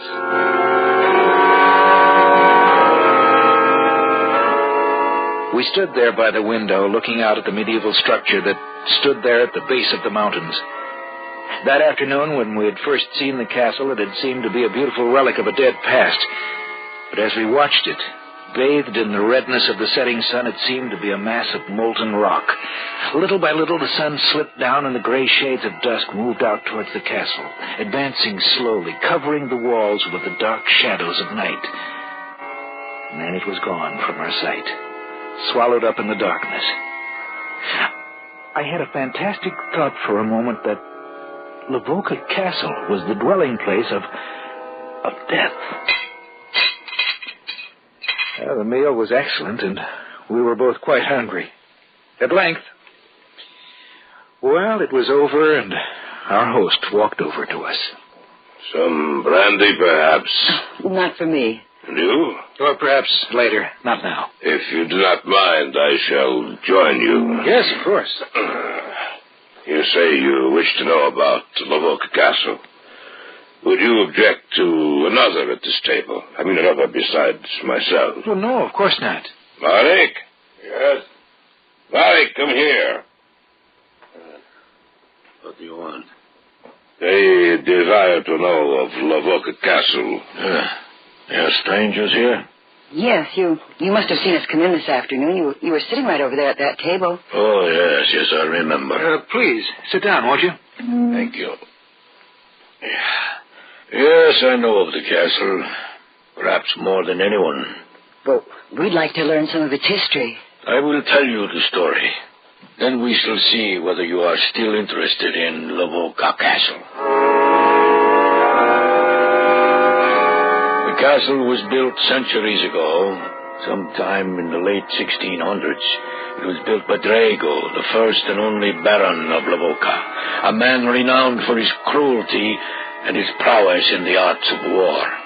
War was his life, the only life he knew, and he lived for the feel of a strong blade in his hand. He lived for one purpose, to kill. It is said that the only thing Drago feared was death. He dealt with it almost every day of his life, yet he feared it. He feared the day that he would die. It is said that he made a pact with Satan himself so that he would not die. This is the legend. One night, shortly after sunset in the dead of winter, they say a carriage drove through here. A carriage drawn by 4 coal-black horses. Get out there! Get out! The carriage, too, was black, and the driver was clothed in a livery of black. He whipped the horses and drove them as if his life depended on it. Get out there! Get out! No one saw who rode inside the carriage, but on its heels there ran a pack of snarling, howling wolves. Those who saw what happened that night were frightened almost to death. The carriage drove straight to the gate of Lavoca Castle. And the huge drawbridge was lowered to admit an entrance. The carriage rumbled across it, but the pack of black wolves stayed outside. They stayed outside, and the sound of their howling voices drifted back to this town, and the people were afraid. People looked up towards the castle, and they said it was bathed in an eerie luminescence. The visitor to the castle was there for the better part of 3 hours. And then the drawbridge was lowered again, and the carriage rumbled out. It seemed to be going even faster. And the driver whipped and drove the horses. Till their mouths were white with foam and their eyes wide with fear. The carriage rushed through the center of the town, and the people were so afraid they turned their eyes away, lest by looking upon it they should die.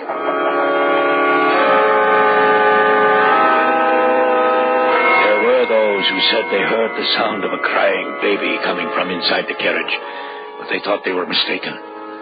The following evening, the news was brought to them that the Baron's son had disappeared and was nowhere to be found.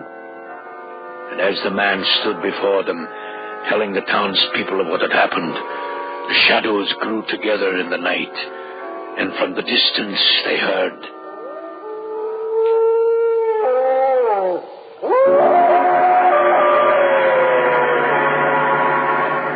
You are listening to the tale of the Castle of Lavoca on tonight's journey down the corridors of the Hall of Fantasy. We'll return to our story in just a moment.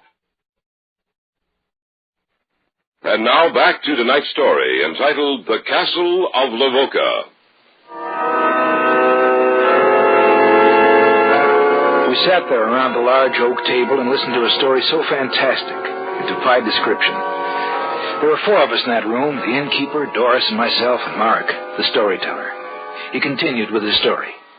The shadows grew together in the night, and from the distance they heard the howling cry of a wolf. The face of the Baron's servant blanched with fear, and he turned and made his way back to the castle. He never reached it alive. Well, of course, this is nothing but legend. Isn't that right? It is legend, yes, but it is also truth. But it can... What Marek says is true. I would stake my life on it. Let him go on with the story. I'd like a little brandy first. I thought perhaps you might. For you? Thank you, no.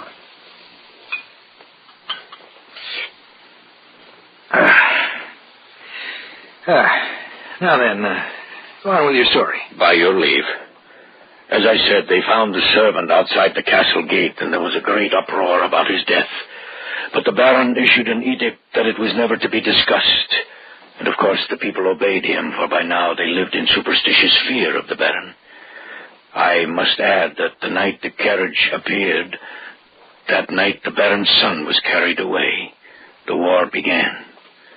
Of course, the Baron went off to the war and distinguished himself in the field. The war was over in due time, and the Baron returned to Lavoca Castle. He lived a quiet life in the years that followed. But 21 years to the night his son disappeared, it happened again. Again, it was a cold winter's night. The snow crunched under your feet, and the air was brisk and biting. From the north, the wind began to blow.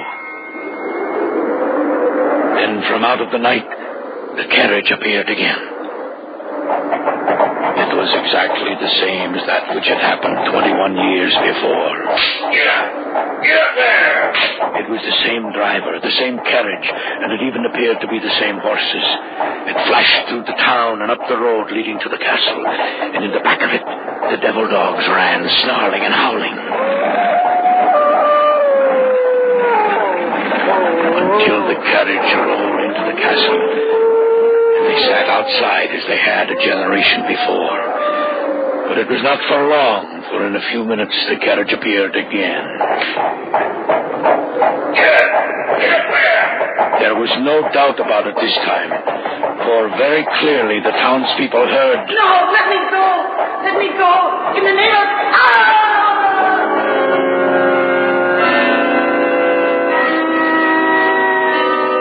And in another moment the carriage was gone. The following day, the townspeople learned that the Baron's wife had disappeared. They knew who had come to claim her. That night, war broke out in Romania, and the Baron hastened to join the conflict. If I understand you correctly, both times the carriage appeared, war broke out? That is correct. What happened then? Just as he had done before, the Baron distinguished himself in the war and returned to Lavoca Castle. By this time, the Baron was almost 60. Peace reigned for a period of 40 years, and sometime during that time, the Baron disappeared. He died? I say he disappeared. Well, when did he die? There are no records of his ever dying. They say he lies at rest in one of the catacombs beneath the castle, waiting. Waiting? Waiting for what? Waiting for the war. The war? The black carriage has appeared each time war begins, no matter where it happens.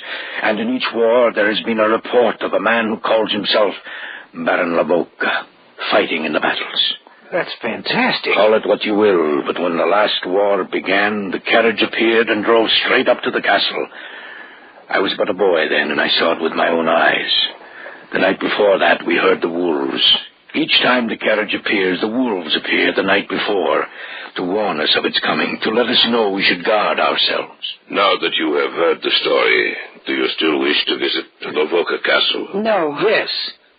I don't care what you say. I can't bring myself to believe your story. I think it's nothing but superstitious nonsense. But, Grant... I'm sorry, darling. But I want to visit that castle. If you want, you can remain here. No, I'll go with you.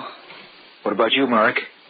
Will you show us the way? Enter the castle with us? You say that in such a way that if I were to refuse, I would appear to be a coward. I shall go with you, American. Tomorrow afternoon will be all right with you? Yes. Let us have a drink to your trip. That's a good idea. Will you join us, madame? Yes, I will. All right, then. To your trip tomorrow. To Lavoca Castle. To Lavoca Castle. We went upstairs to our room shortly after that. The story Mark had told had been quite long, and the hour was late. We went to bed, yet neither of us could sleep. Grant. Yes, dear? Don't you think we should go home soon? Why?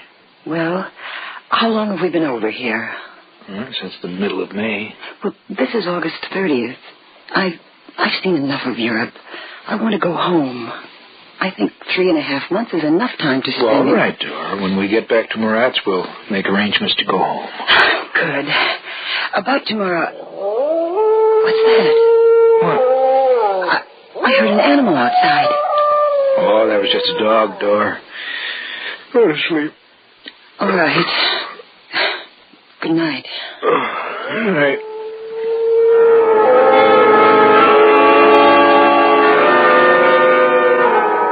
It was the following afternoon.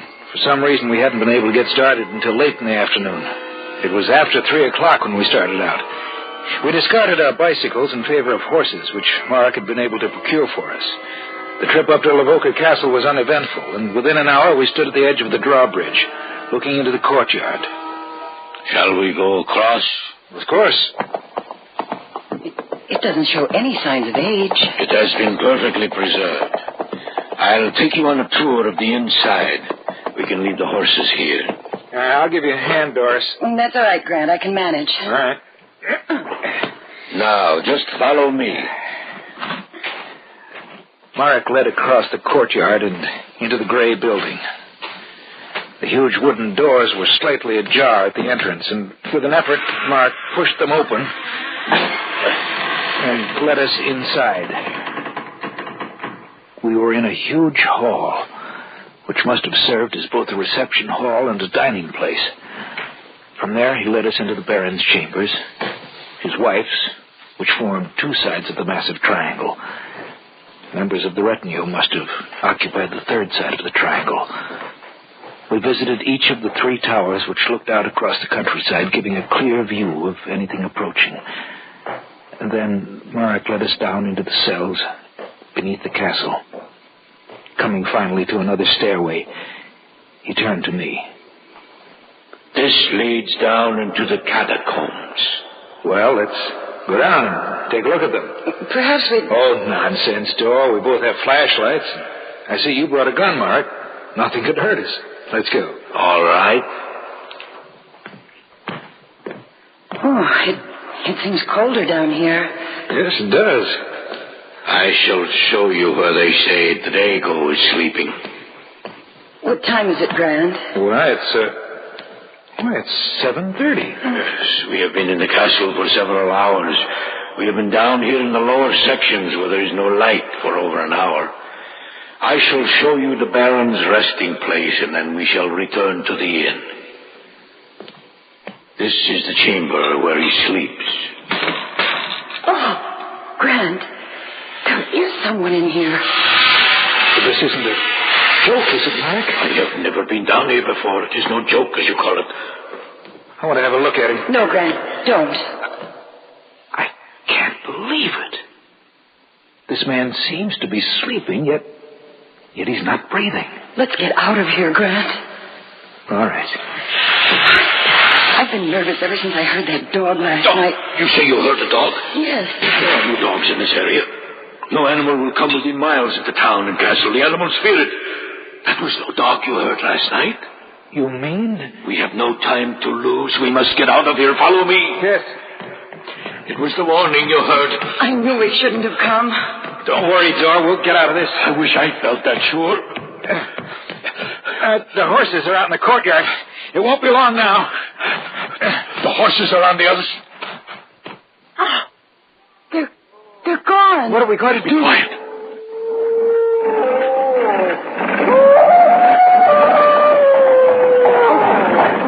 Get back over here in the shadows. Yes. Perhaps you will not see us. Grant, the drive. Be quiet.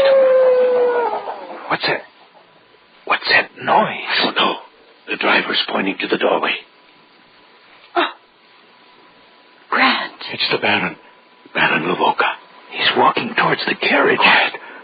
He's looking this way. Oh. He's turning away. He's getting into the carriage. Get up! Get up there!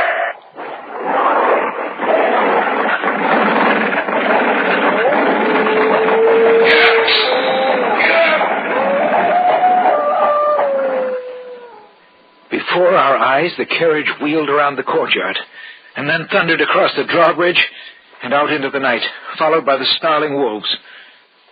We found our horses later and went back to town. When we returned to the inn, the innkeeper was relieved to see us. The carriage drove through here a while ago. I thought you'd all be dead. Providence must have had an eye on us. Well, it will happen tomorrow. What will happen tomorrow? The war. The war will begin. The innkeeper was right. The night we saw the carriage in the courtyard of the Castle of Oka was August 31st. On September 1, 1939, the Germans marched into Poland and the Second World War began.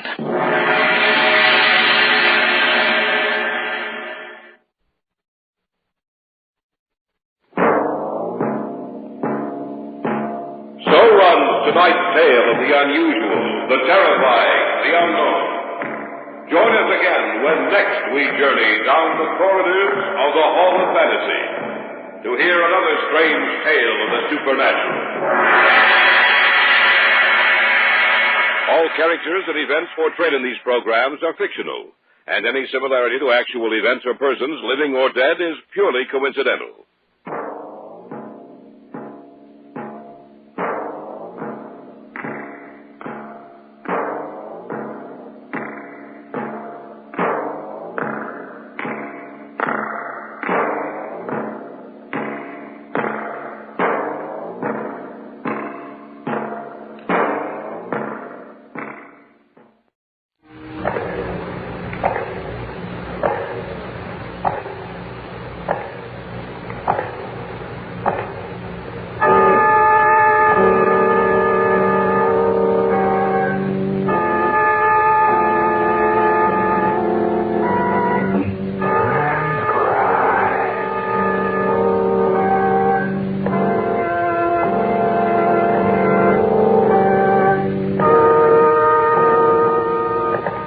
Come with me, my friend. We shall descend to the world of the unknown and forbidden, down to the depths where the veil of time is lifted and the supernatural reigns as king. Come with me and listen to the tale of The Steps That Follow Me.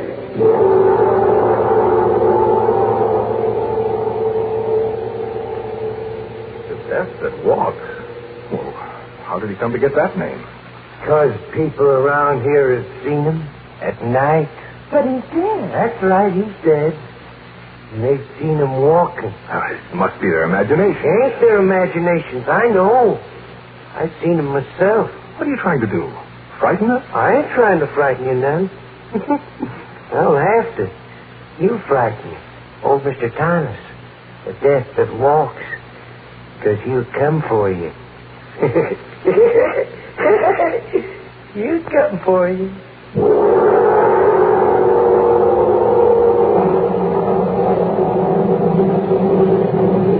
I have before me the diary of a dead man. He and his wife were my best friends. The words he's written down tell a tale so fantastic it's almost impossible to believe. Yet I know that Bill and Helen Mason lived the last few months of their lives in dread fear of the slow steps that followed them. It is late evening as I read his words. I have come to their house, now so empty, and sit in the large, overstuffed leather chair in the library. Outside, rain pummels against the side of the house. The wind blows the fall leaves from the trees, and the sound of thunder gives vent to the anger of the storm. There's something in the house. A tension. A fear, perhaps. I feel almost as if unseen eyes were watching me. As if someone is here with me. Here in this room.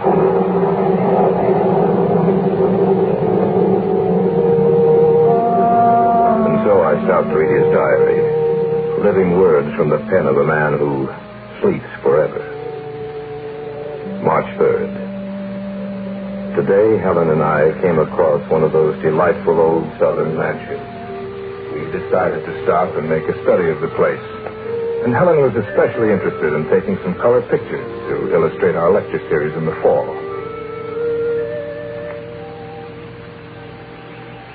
I guess no one will mind if we take a look around the place. No, I'm sure they wouldn't.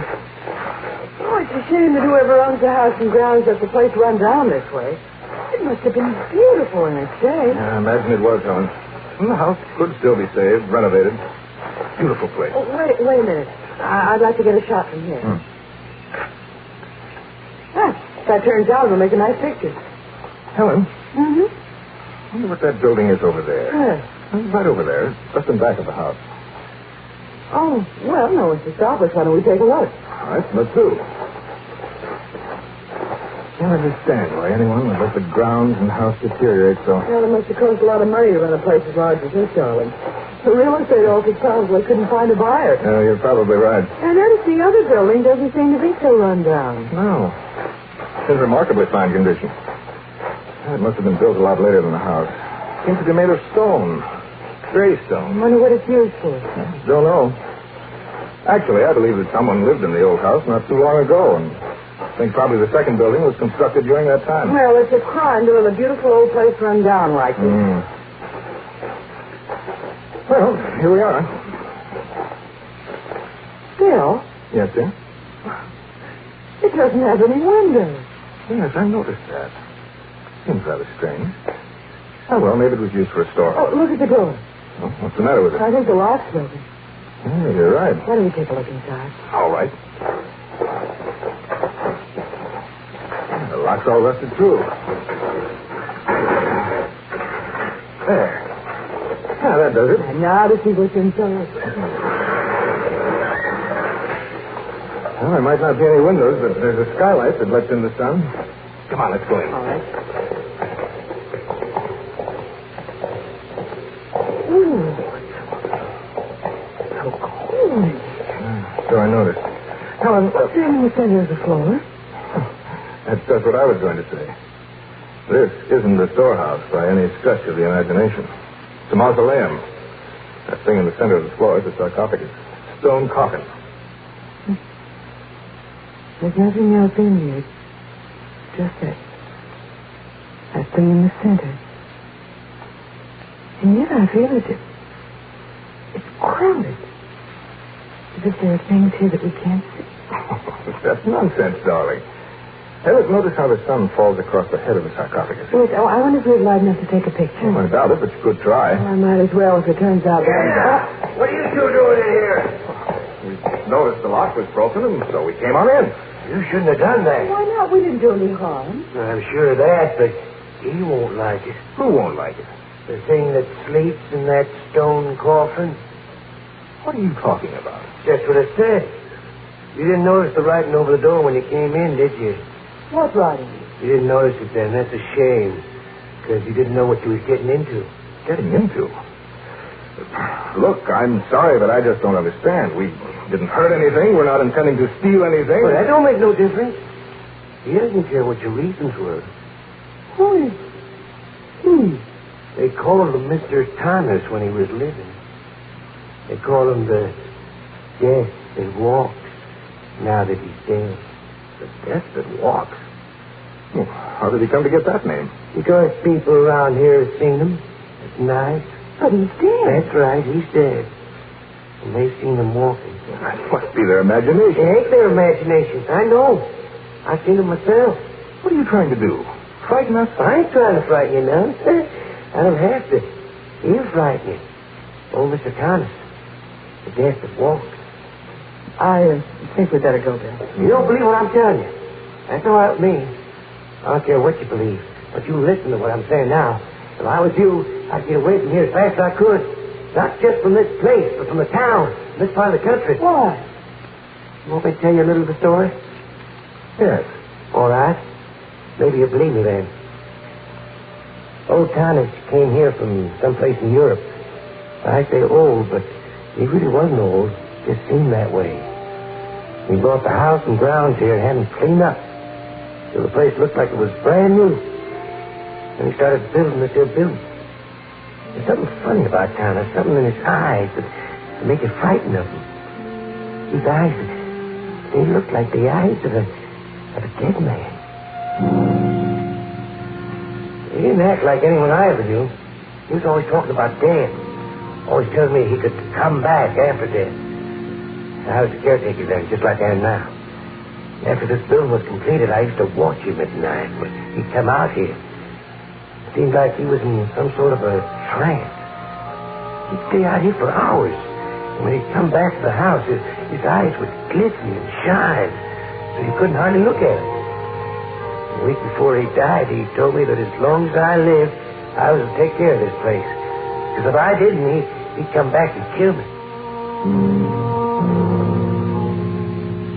And then he died. Just like that. And he was put in here, in his coffin. And one night, about 2 months later, when the moon was full, I heard a noise. And when I come out to look, I saw the door to this place open. And him come out in the moonlight. And I could hear his footsteps. It sounded queer and hollow-like. And I turned around and I'd see his face in the moonlight. Pale and pasty, sick-looking. And those eyes of his seemed like 2 burning coals of fire. They seemed to be looking at me. And I heard him say, "They have disturbed me, and the moon has awakened me. I shall follow them." That's what he said. And I heard it just as plain as you're hearing me.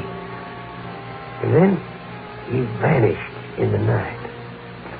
Towards morning, I heard his footsteps again. And I heard that big iron door closing. And I knew he was back. The next day in town, I heard that Alf Cummins had died the night before, screaming something about not meaning to go into the mausoleum. I knew who killed him. And that's all there is to the story? Well, that's just part of it. It's happened again and again in the last 10 years since he's been dead. Folks around here say he'll follow you wherever you go if you come inside here. Well, in that case, why haven't you been killed? Because he needs me. He ain't going to kill me. But if I was you, I'd get out of this part of the country just as soon as I could. Let's go back to the hotel, Bill. Yes, all right, dear. You going to get away from here?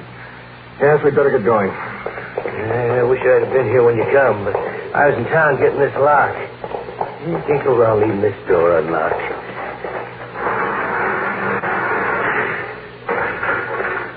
Yeah, that ought to satisfy him. There's the inscription, Bill. Yeah, that's the writing I mean. Got a nice sentiment, ain't it? If you enter here, into the realm of death, I shall follow you and bring him with me.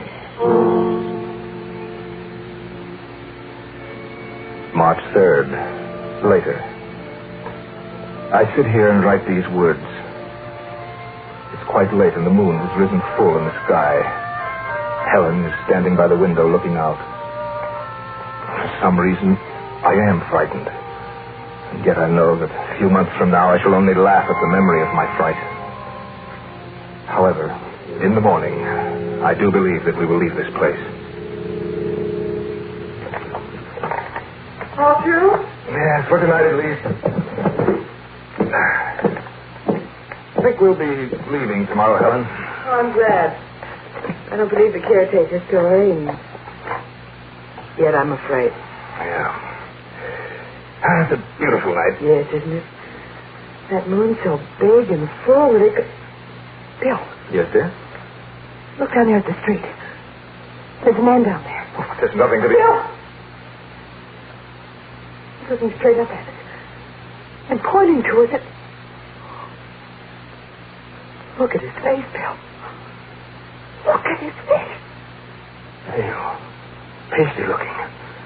And his eyes like 2 burning coals of fire.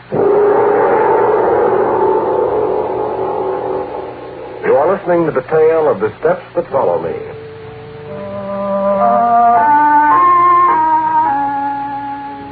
As I read these pages, the words stare up at me, and their formations bring to life a nameless terror which I feel all around me.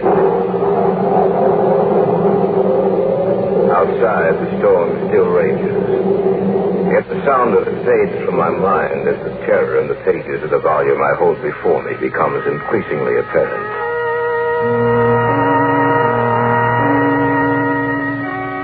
March 3rd. Still later. The man down in the street, whomever he was, left after about 10 minutes. He has given us quite a fright. Where I felt any doubts as to whether or not we should leave this place, they've all been dispelled now. Helen has just gone to bed. I think I shall do the same.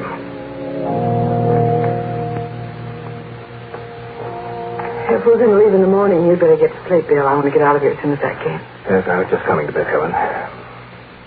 That man we saw. Yes? It might be only coincidence. Do you really believe that, Helen, or are you trying to talk yourself into it? I guess I'm trying to rationalize it. I'm afraid I'm not doing a very good job of it. I don't know what to believe. It could be coincidence, but somehow I'm afraid it isn't. Then you think so? Maybe. Now, don't worry about it, Helen. By tomorrow we'll be several hundred miles from here. And I doubt if whomever it was will follow us. They sound just like the steps that caretaker described to us. Yes, but we saw him walk away. And Billy's in the room upstairs. Well, it's probably someone else. It's not, I know it's not. All right. Just a minute, I'll call the desk. This is William Mason in 316. Can you tell me who has the room directly above mine? Clerk's going to check. Yes? Oh, I see. No, thank you very much. What did the clerk say? The room directly above ours is unoccupied.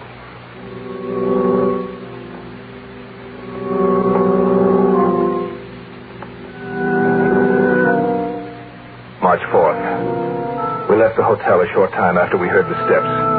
We went immediately to our car and drove all night and all day. And are stopping now in a motel almost 1,000 miles away. It's reassuring to know that he could not possibly follow us. I am very tired. Go to bed and get an early start in the morning.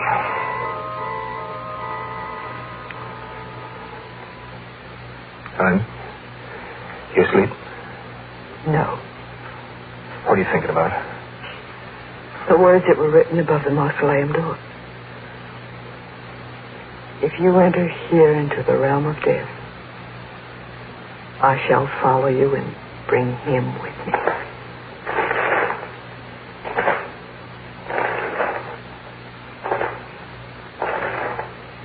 Bill? Yes, I hear them too. He couldn't possibly have come this far, could he? I don't know. What's the matter? Your face. Pressed against the window. It's not there now. He was there for just a few seconds. I saw it, Bill. The same man we saw last night outside the hotel. He was right outside the window.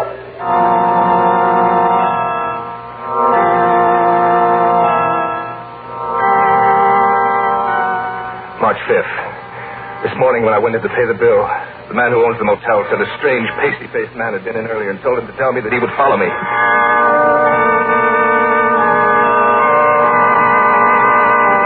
March 11th. It's impossible to get any material together that'll help me in my work. Everywhere we go, he's there also.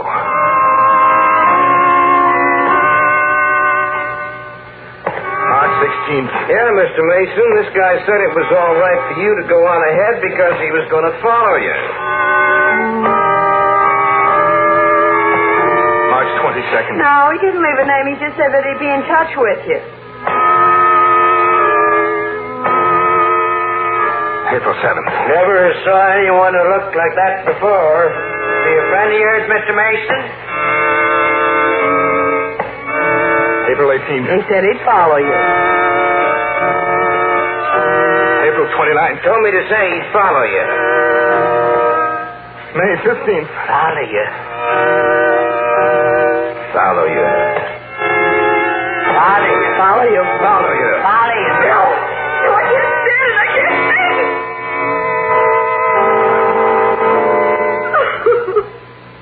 I wish there was something I could do, Helen, but there's nothing. I've done my best, Rosen, but I can't.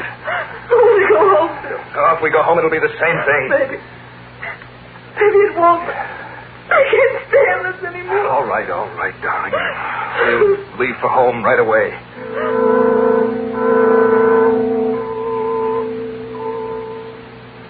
June 23rd. We arrived home this evening. I called Gary as soon as I could. He said he'd be out within the hour to see us.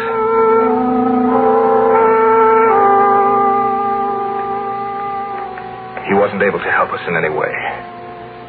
I really didn't expect any help. I was hoping that he might be able to offer some concrete suggestion as to what to do. However, last night was the first night in months that we haven't been aware of his presence. Maybe Helen is right. Perhaps he won't follow us here. July 3rd. We've not seen or heard anything unusual since we first came home. I feel as a man might feel who has been given a new lease on life.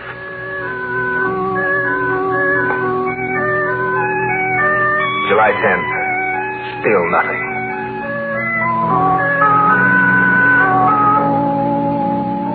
August 19th. For the past 2 months, a feeling of peace and security has enveloped the house. Helen and I have been able to go around with no sense of danger nor of dread. But last night, that feeling was shattered. Gary had come out for dinner. It was almost 10 o'clock. Well, it's about time for me to get along. Oh, it's only 10, Gary. Sure you don't have to go so soon. I'm afraid I must, Helen. Tomorrow's a working day for me. I thought I might be able to get you into the game of chess. Some other time, Bill. Well, next time, don't stay away so long. Don't worry. I think we ought to... Tell me, is someone upstairs? No. Well, listen. He's back. Who's back? The man we told you about. Those are his footsteps. I'd know them anywhere. I should. I've heard them enough. What are you going to do? Look, will you come upstairs with me, Gary? Yes, of course. You stay here, Helen. Don't go up there, Bill. Don't let him, Gary. No, Helen. This time I'm going to meet him face to face. Then I'm going with you. No, you're not. You're going to stay right here. Ready, Gary? Yes. Okay, let's go. Be careful. As careful as we can. If he is up there, what are you going to do? I don't know. We'll find that out when the time comes. Those steps came from the guest room. I don't hear anything. Well, let's see if he's in there. Stand back, Gary. I'm going to open the door. Right. It's empty. There's no one in here. But I heard someone up here. Yes, he was here, but he's gone. I can feel it when he's near me. I know that... Come on. Helen! Helen, where are you? Helen! There she is. In the front room. Helen. What's the matter, Helen? Helen, answer me. She can't, Bill. She's sitting there with her eyes wide open. She's dead.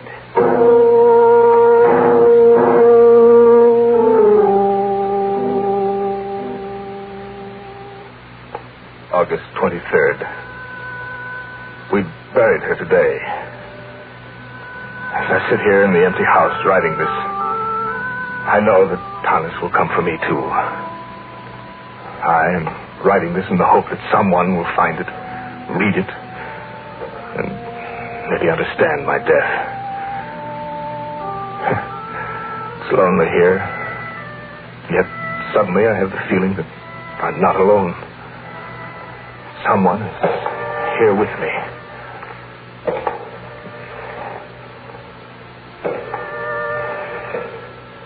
He is here, in this room with me. I'm afraid to turn and meet him. Have those eyes of his burning into me. And yet I must. I pray that someone reads this. Perhaps he will...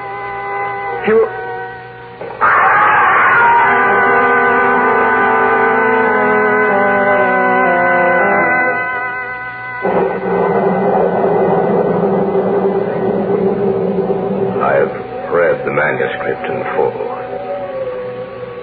The August 23rd entry was the last he ever made. The feeling of creeping horror that runs through the pages has imparted itself to me. And I sense that someone is here with me. Of course, I realize that it's only my imagination. But I can't shake that feeling.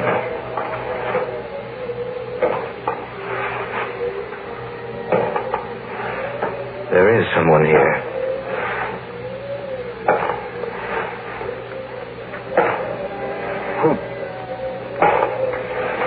Who are you?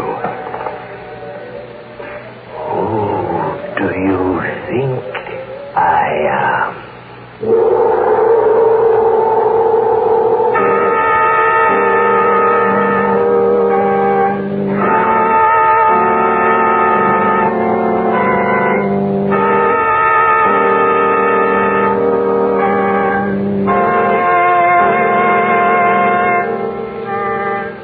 Characters and events portrayed on this program are fictional, and any resemblance to actual persons living or dead or to actual events is purely coincidental.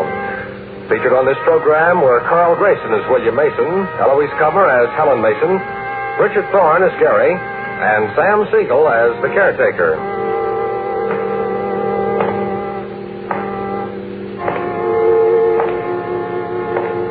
Original music moods were created and performed by Harold Turner. These programs are directed by Leroy Alliger, written and produced by Richard Thorne. Your announcer is George Bauer. This program came from Chicago. And now, the Hall of Fantasy. Welcome to the Hall of Fantasy. Welcome to the series of radio dramas dedicated to the supernatural, the unusual, and the unknown. Come with me, my friends. We shall descend to the world of the unknown and forbidden, down to the depths where the veil of time is lifted, and the supernatural reigns as king. Come with me and listen to the tale of the Hangman's Rope.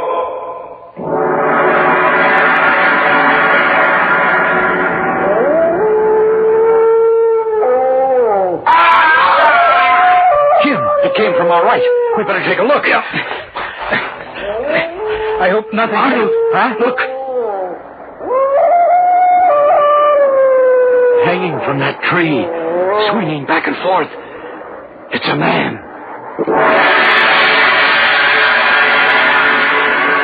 The Hall of Fantasy will present the Hangman's Rope in just a moment. And now for our story. An original tale of fantasy entitled The Hangman's Rope.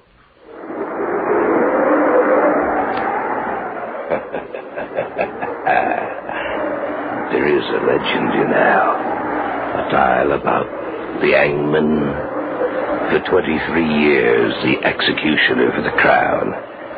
Jack Ketch was his name, Governor. Jack Ketch.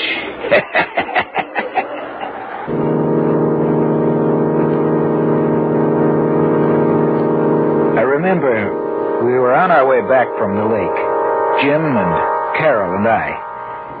And for some reason, we started back to the city later than usual. We hadn't been driving for more than half an hour when one of those sudden spring storms... Now, where did that come from? Someone said there might be a storm tonight, but I thought we'd be home before it broke. Well, we'd better put the wipers on. We started back too late tonight. What was it that held us up, Jim? I don't know. A lot of things. When I finally looked at my watch, I couldn't believe my eyes. Yeah. Arnold, look out. There's a man right in front of the car. You stay here, Carol. Come on, Arnie. We'd better take a look. Yeah, right. We didn't hit him, did we? I don't think so. Now, why would someone be out in the middle of the road on a night like this? Well, there's a lot of crazy people in this world, Arnie. He must have been one of them. Yeah, I'm getting soaked. Now, he was just about here. I can't understand. Jim, look.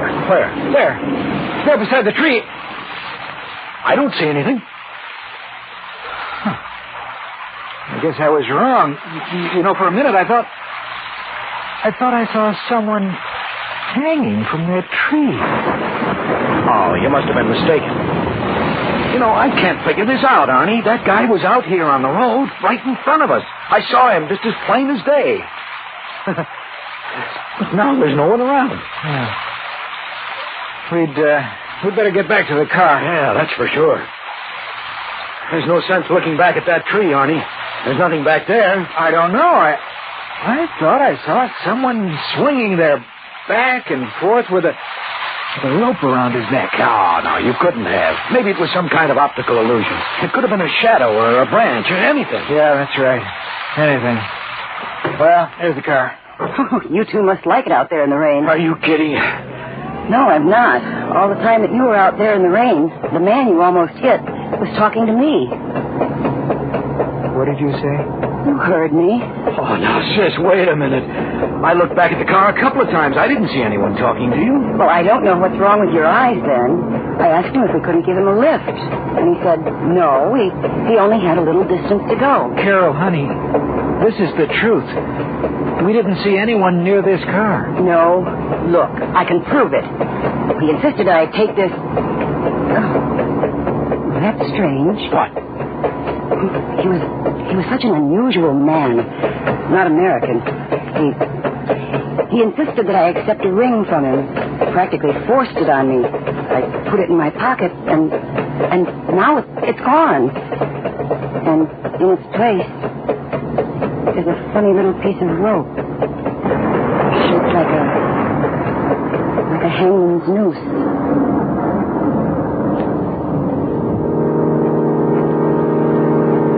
I knew Carol wasn't lying to us. I asked her if she would let me have the little piece of rope.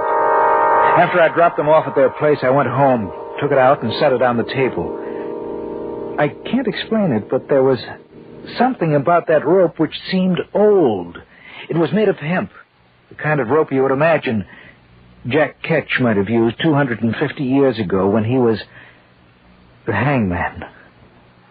That night, as I slept, my sleep was troubled. In my dreams, there was a huge black gallows. I saw a man climbing the stairs to his death.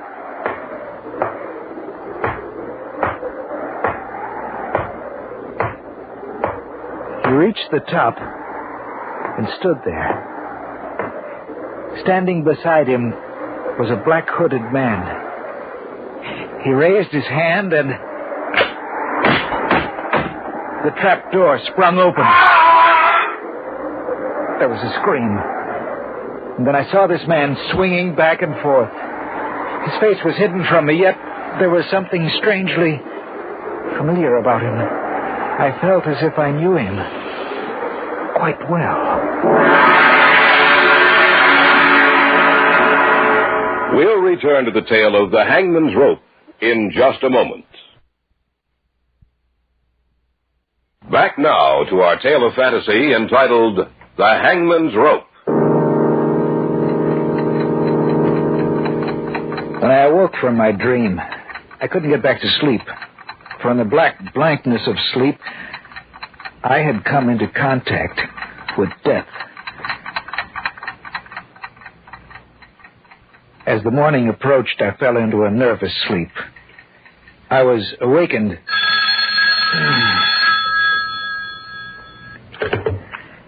Hello? Arnie, this is Carol. Could you meet Jim and me for lunch today? What time? About 1? I hope you'll forgive me if I don't sound awake, Carol. I just couldn't sleep last night.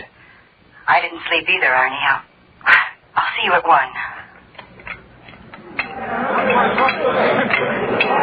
Then I guess I wasn't the only one who missed out on sleep last night, huh? That's right. I don't know what it was, but I had the craziest dream. When I woke up, I couldn't get back to sleep. That's what happened to me, too. What kind of dream was it, Carol? Well, everything was dark and gloomy. I seemed to be watching an execution, an old-time execution, maybe 200 or 300 years old. A man walked up the steps of the gallows. Another man was there with a black hood over his head. He raised his arm. the trapdoor opened, and... And the man swung back and forth, and there was something familiar about him. Isn't that right? Yes, but how did you know? Because my dream was the same as yours, sis. Exactly the same.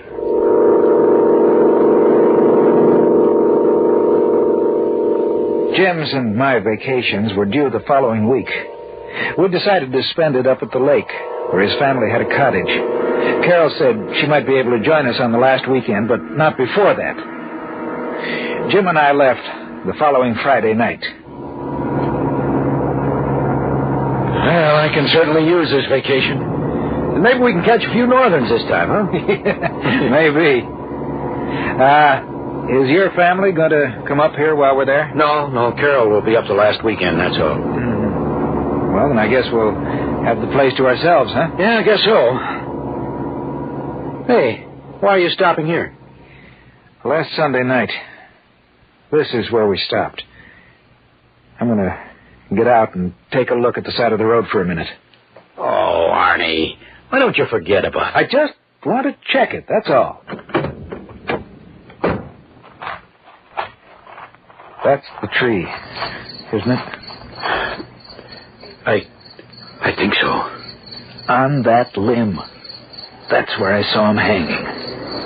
Oh, just thinking about it makes me nervous. Come on, let's go back to the car. All right. Carol said that while we were out of the car, she was talking to the fellow we saw. If that's the case, I can't understand why we didn't see him, too. You know, Jim, there just wasn't enough time for him to get away from the car without our seeing him. Unless what? Unless he was never there. Oh, but that couldn't... Arnie! Look! In the car seat. Another little piece of rope.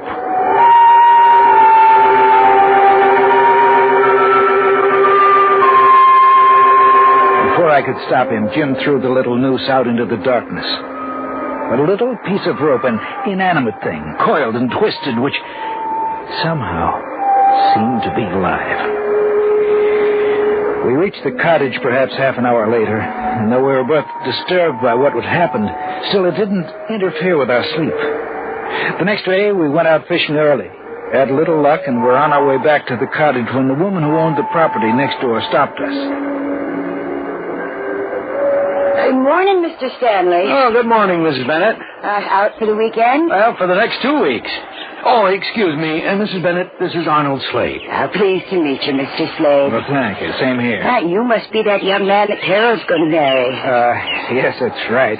She'll make you a fine wife, Mr. Slade. Yes. The reason I stopped you, Mr. Stanley, is this. Mm-hmm. There's something strange going on out here. Oh, what do you mean? Well, the constable came by the other day and asked me if I'd seen any strangers here. A couple of people have died over on the other side of the lake. And the constable ain't been able to find out what happened. How did these people die? Well, that's what's so strange about it. Both of them were killed by hanging. Hanging? That's right. Old Mr. Taylor, who lived about a mile down by the shore, he was one of them, and he couldn't hardly walk. They found him swinging from a tree, but he was several feet off the ground, and nobody can figure out how he got up there. What the woman had said frightened me. It seemed as if we were getting deeper and ever more deeply into something from which we would never be able to get away. That night, it was Saturday, Jim and I went out for a walk. It was a particularly dark night. The moon was obscured by clouds, and as we walked along, I could hear the chirping of many crickets, and occasionally a bullfrog's hoarse voice raised in protest. Arnold, this thing has me worried. In what way, Jim? This whole thing. Last Sunday night and today when we stopped by the tree.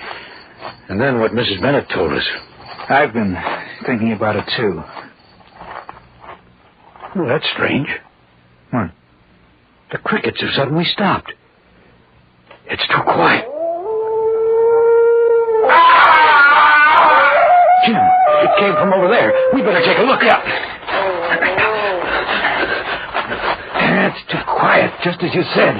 There must be something terribly wrong up here. I hope nothing... Huh? Look. Hanging from that tree, swinging back and forth. It's a man.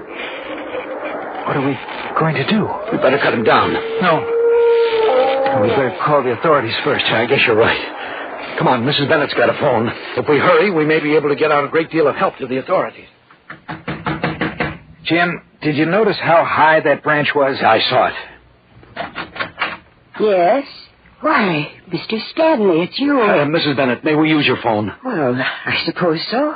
Come in. Thanks. Thank you. But it's in the other room. Thanks. What's the matter, Mr. Slade? It looks like something's happened to upset you two. Well, it has. It certainly has. Constable, why, what's happened? We were out for a walk. Yes? We heard a scream. I think you'd better get ran out to where right away. the scream had come from, and hanging from a we tree. found a man hanging from a tree. That's right, hanging. Yes, we'll stay here at Mrs. Bennett's. Yeah, thanks. Oh, what you're telling me the truth, young man? That's the truth, ma'am. Mr. Stanley, is what Mr. Slade told me the truth? I'm afraid it is. Oh, then no one is safe around here. I wonder who it was. What difference does that make, Mrs. Bennett? A man's been murdered. It makes a lot of difference, Mr. Slade. If it was Bill Roberts, then it was just like the other two. I saw him just the other day, and he said someone was playing a joke on him, that he'd been sent a little piece of rope shaped in the form of a noose. You are listening to the tale of the Hangman's Rope on this week's journey down the corridors of the Hall of Fantasy. We'll return to our story in just a moment. And now, back to our story, entitled The Hangman's Rope.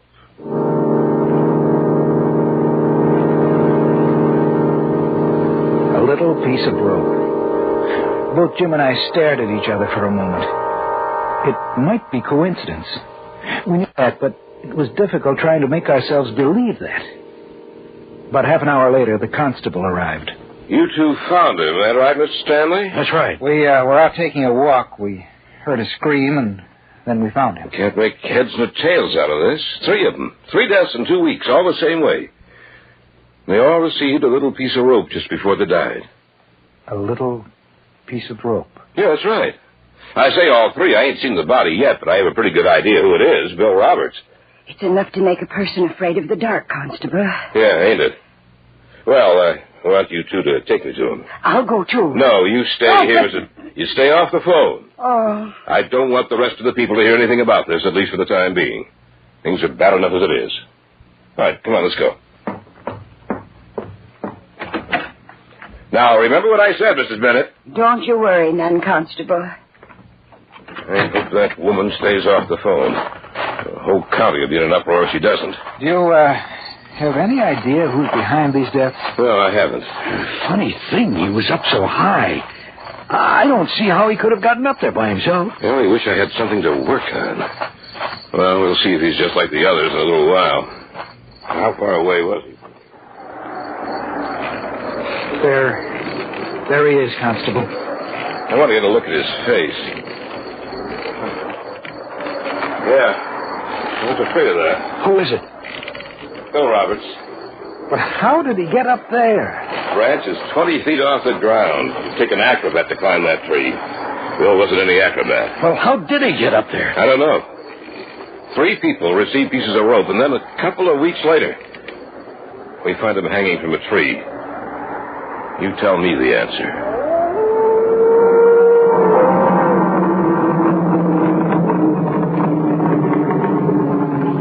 We cut him down, but it took almost an hour to get up on that branch to do it. We put him in the constable's car and drove him back to town. Before he left, we told him that we, too, had received the little gift, the noose of rope, which had been, in 3 instances, the forerunner of death.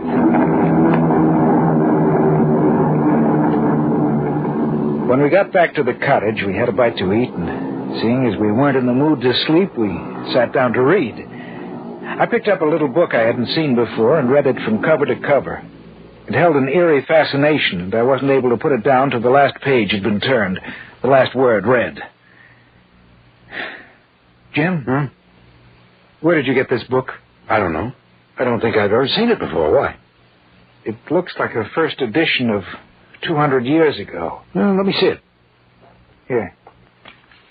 A short history concerning the mysterious reappearance of Jack Ketch, the hangman who served as executioner for 23 years. I've never seen this book before. Well, then how did it get here? I don't know. Jack Ketch. Say, he was the hangman in England who took too much pleasure in his work, isn't that right? I think so. How much of this did you read? All of it. It's not very long. And this is what I got out of it. Before he died, the book says he had made some kind of a pact with an evil power. It seems they actually do have a written copy of that agreement somewhere in England. And there's his signature. And an illegible scrawl that no one has ever been able to decipher. The pact promises life after death for him in exchange for certain services. Then the book says that year after year some rather mysterious deaths have occurred. They find the victims hanging from the branch of a tree almost impossible to climb. And the book also says that each of the murdered people received a little piece of rope before their deaths, identical to the ones Jack Ketch used as executioner. That is the warning of death to follow. But that's impossible. The man's been dead for over 250 years. That's right, he's dead. But the rest of the story, it's exactly the same thing that's happening to us.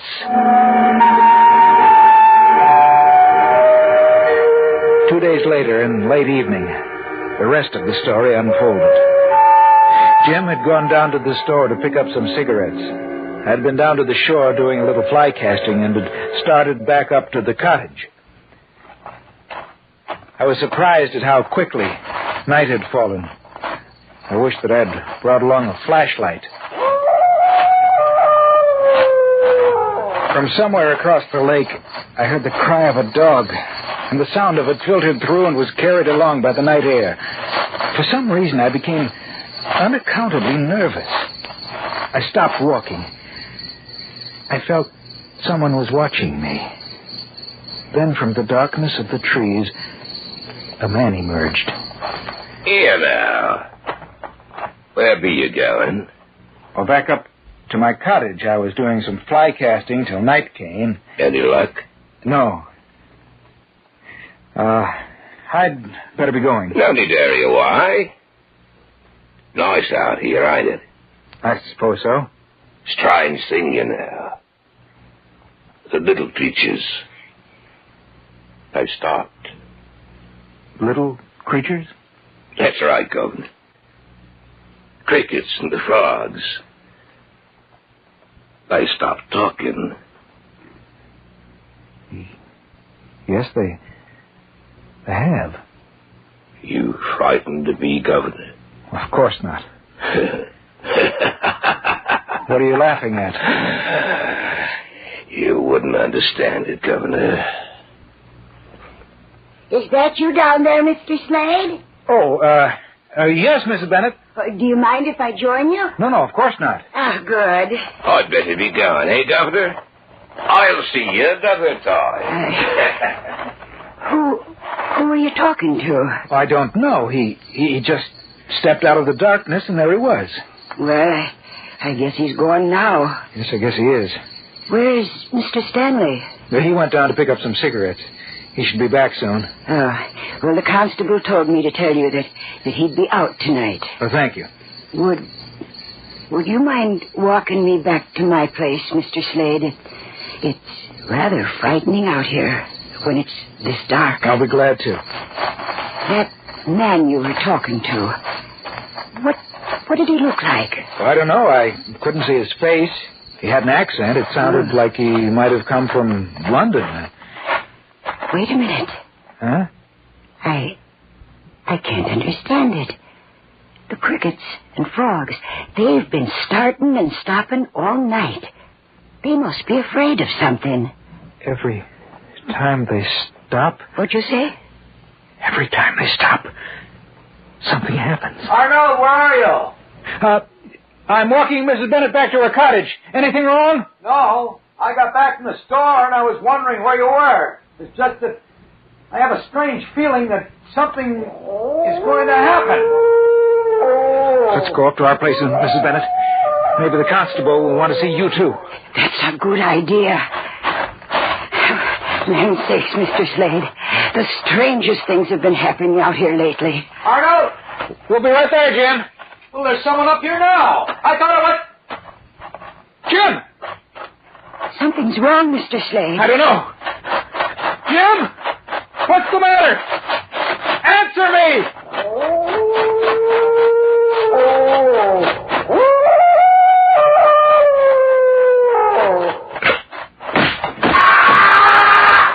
Mr. Slade, look! Oh, hanging from that tree. It's Mr. Stanley!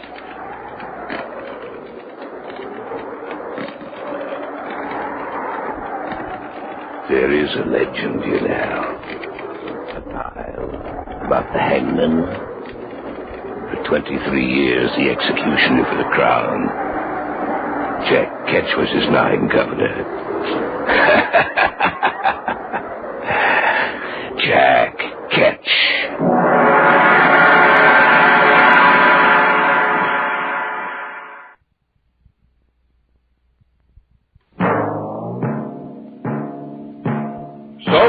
Tonight's tale of the unusual, the terrifying, the unknown. Join us again when next we journey down the corridors of the Hall of Fantasy to hear another strange tale of the supernatural. All characters and events portrayed in these programs are fictional, and any similarity to actual events or persons, living or dead, is purely coincidental.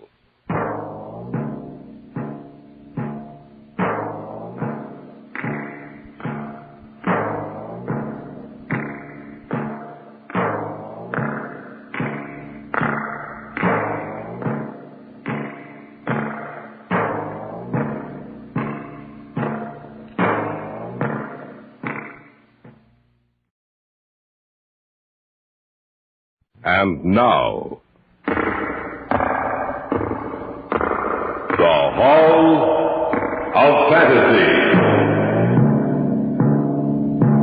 Welcome to the Hall of Fantasy. Welcome to the series of radio dramas dedicated to the supernatural, the unusual, and the unknown. Come with me, my friends. We shall descend to the world of the unknown and forbidden. Down to the depths where the veil of time is lifted and the supernatural reigns as king. Come with me and listen to the tale of the Cask of Amontillado. Fools and cowards, Montracer. Fools and cowards. What I say about your ancestors is true, Montracer. Every last word of it. That fat, dull-witted fool, Fortunato. That he should dare to insult the names of my ancestors. For that I swear, Fortunato shall die. In just a moment, the Hall of Fantasy will present the Cask of Amontillado. And now for our story. Adapted for radio by Richard Thorne, entitled The Cask of Amontillado. As my story begins, it was carnival time in Venice, a time of feasting and merrymaking. Fortunato and I had been celebrating with all the rest. Perhaps we'd indulged our taste for wine too greatly that day. But that was when it began. The day was almost spent, and we were standing in front of my house watching the crowd. Ah, yes, my friend. The carnival has been a great success. True, Fortunato. Did you know that it was one of my ancestors who made the plans for the carnival over 4 generations ago? What? Oh, come now, Montracer. You're not serious. It's no joke, Fortunato. It's in the records of the family for any who wish to see. I cannot believe you. He was one of the foremost swordsmen of his age. In fact, all the male members of the family were renowned for their ability with the foil. Even you, Montracer? Yes, my friend, even Montracer. With those spindly legs, You a swordsman? Take care, Fortunato. What? You dare threaten me? How do you like it, Montresa? How do you like the point of my rapier at your throat? Fortunato, please. Can you fancy yourself a great swordsman? It's so funny, Montresa. To look at you all white in the face, so frightened, so brave. I do not know about your ancestors, Montresa, but you certainly have made this carnival the funniest in a long time. A great swordsman. I bid you a brave farewell, Montresa. It was then that I began to hate Fortunato. He turned and disappeared to the crowd. Though he was gone, the echoes of his fat, laughing face remained in my brain. The great swordsman. I went into the house and thought to see no more of him that night. Little by little, the remaining hours of the carnival wasted away until finally I heard the great bell striking midnight, marking the end of the celebration. I sat in the library reading, but the printed words refused to be silent and rearranged themselves into a likeness of Fortunato's face. So brave, Montresa. So brave. My mind was playing tricks on me. That I knew. But all of a sudden, a shadow fell across the pages. Montresa. Fortunato, how did you get in? Don't be alarmed, my good Montresa. One of your servants was so kind as to allow me entrance. What do you want? Oh, come now, Montresa. You wouldn't refuse a good friend the hospitality of your house, would you? I forgot. It's past midnight. The wine shops are closed. Yes, quite true, Montresa. So I came to you. May I offer you some wine? Well, I hoped you would. Yes, I imagine you did. Here, Fortunato. Many thanks, Montresa. There's nothing like fine wine. That's why I like you so much, Montresa. Why? Well, no matter what you are, your wine cellar is filled with the finest of wine. Thank you for your compliment, Fortunato. But there's one wine you do not have. And that is? Amontillado. Someday I hope that you will procure some Amontillado. Amontillado is the rarest wine in all of Italy, Fortunato. But for your friend, Fortunato, you might perhaps get some. We shall see, my friend. Now you were about to leave? Yes, Montresa, I shall leave. But before I do, pour me another glass of wine. I drink to the great swordsman in your family. You needn't lie to me about your family, Montresa. I know them for what they are. And that was? Fools and cowards, Montresa, all of them. What you say of my ancestors should be well tempered with thought, Fortunato. Oh, it was, Montresa, it was. Fortunato, if you... No matter. You're drunk. You're not responsible for what you say. Drunk? I never drink enough to muddle my brain, Montresa. I mean what I say. Just the same. I'll excuse you this time. Why, excuse me. What I have said is the truth. I think perhaps you'd better leave. Yes, my friend, I shall leave. But before I do, however, may I ask if you're going to the party tomorrow night? Yes, I am. Why? Merely asking. Of course, Rosita will be there. Yes, I know. Lovely girl, Rosita. Yes, I know. I shall be going. No, I shall accompany you to the door. No need, my friend. I'm steady enough to make it myself. I'll see you tomorrow night, Montresa. Yes, tomorrow night. Oh, and what I said about your ancestors still holds true, Montresa. Oh, and Montresa, don't forget the Amontillado.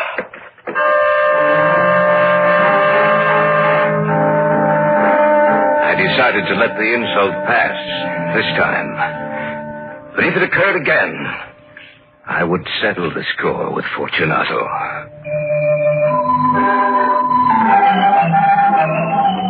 The next night, I was with Rosita at the ball. It's a lovely party, Montresa. Yes, Rosita, and with you here, it's all the lovelier. You flatter me. It is deserved. Rosita. Yes? I've been observing you closely of late, Rosita. Indeed. Yes. And do you find me pleasing? You know I do. I was wondering... Oh, well, here you are, Montresa. Out in the balcony. I thought... You thought you'd lost me, huh? Well, listen, it'll take much more than you to outwit me, Montresa. I wondered where you were, Fortunato. Oh, indeed, Rosita? Well, of course I do not doubt it. Montresa is such a terrible boor. I do not make excuses, my friend. The whole family were boors, and therefore you cannot help it. Can you, Rosita? Sure that I... Forgive me for bothering you, Rosita. I have come looking for you in the hope that I may have the next dance, Rosita. But I promised to... Don't let me worry you, Rosita. Dance with Fortunato. Are you Sure you don't mind? Only too sure. Montresa doesn't mind. How could such a dolt as he mind anything? Shall we go, my dear? Goodbye, Montresa. Enjoy yourself. Never did I think he would go so far as to insult me before Rosita. To deliberately interfere between Rosita and myself. I knew then that Fortunato would pay for his insults, for I hated him more than anyone else on earth. It was then I swore that Fortunato would die.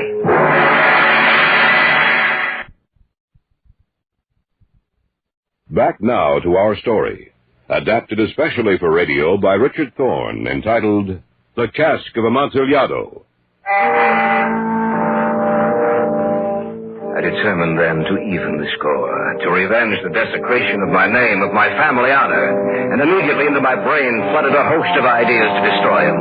What were his weak points? How could I catch him at a disadvantage? If only I could lure him down into the catacombs beneath my house. Few people knew of the vast subterranean caverns that lay beneath the house. But how to get them there? Let me see. Something he said might give me a clue. Something he said. Fools and cowards, Montresa. Fools and cowards. No, not that.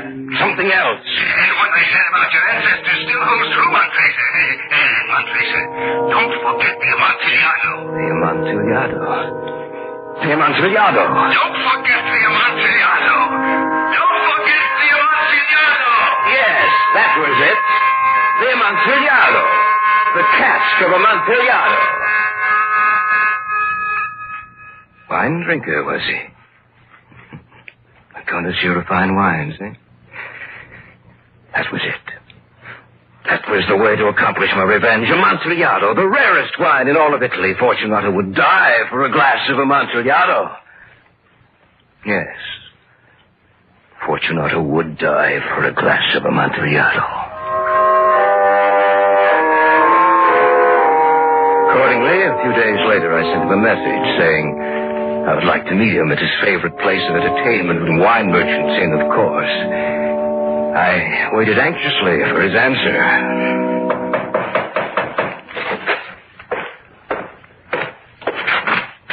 Yes? A message for you, Signor Montresa. From whom? Signor Fortunato bade me give it to you. Thank you. Good. Thank you for your tidings, lad. Here's something for your trouble. Oh, thank you, Signor Montresa. Fortunato had agreed to meet me on the morrow. My nerves were tense and the time moved so slowly. I sat by the hourglass the entire night and part of the next day watching the grains of sand mark off the time. Finally, when I knew I could bear to wait no longer, the time arrived. Ah, Signor Montresa. Oh, good day, Peroni. I was just leaving. Signor Fortunato was over by the window. Confidentially, Montresa, I'm glad you're here. When he's had too much to drink, he's a destructive man. Well, I shall take care of him, Peroni. Thank you, Signor Montresa. While I'm gone, and if you want something, just call my wife. She's in the rear. Thank you, Peroni. Good day, Signor Montresa. So you come in, Montresa. Come and join me. I'm quite glad you could meet me today, Fortunato. I hope I didn't inconvenience you by asking you to meet me here. Absolutely not, Montresa. If you had, I wouldn't be here. What are you drinking? Sherry.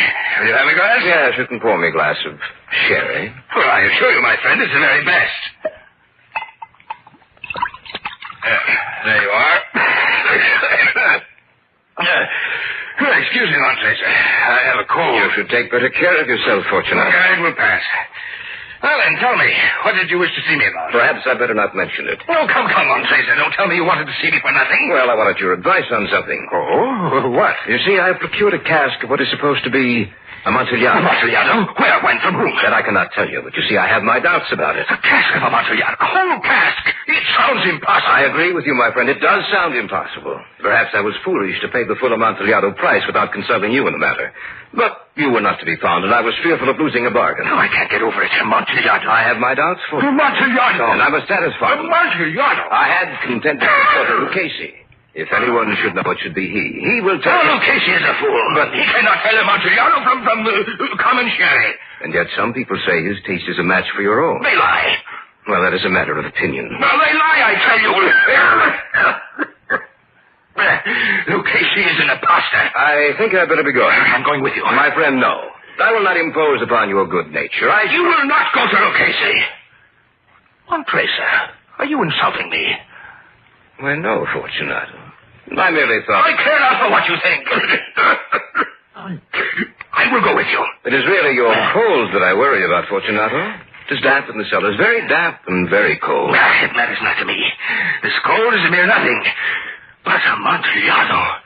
I must know if you've been swindled. Oh, and Montresa. Yes? Forget about Lucchese.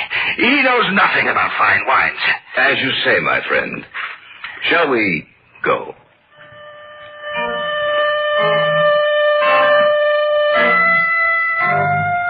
When we reached the house, there were no attendants present. I made sure that we'd be entirely alone. Before we go downstairs, my friend, let us fortify ourselves against the cold and dampness with some wine. The catacombs will undoubtedly make your cold much worse. Yeah, a capital idea, Montresa. A little sherry, if you please. Yeah, not too much. But not too little either. Have no fears, Fortunato, my friend. It'll be just right. Yes, yeah. Let me have it.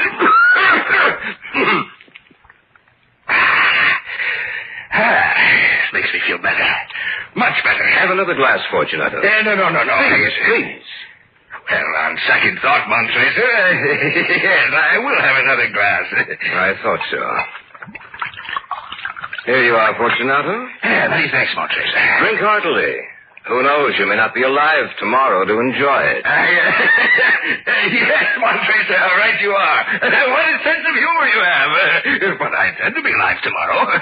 But then, who can tell, huh? Yes, who can tell?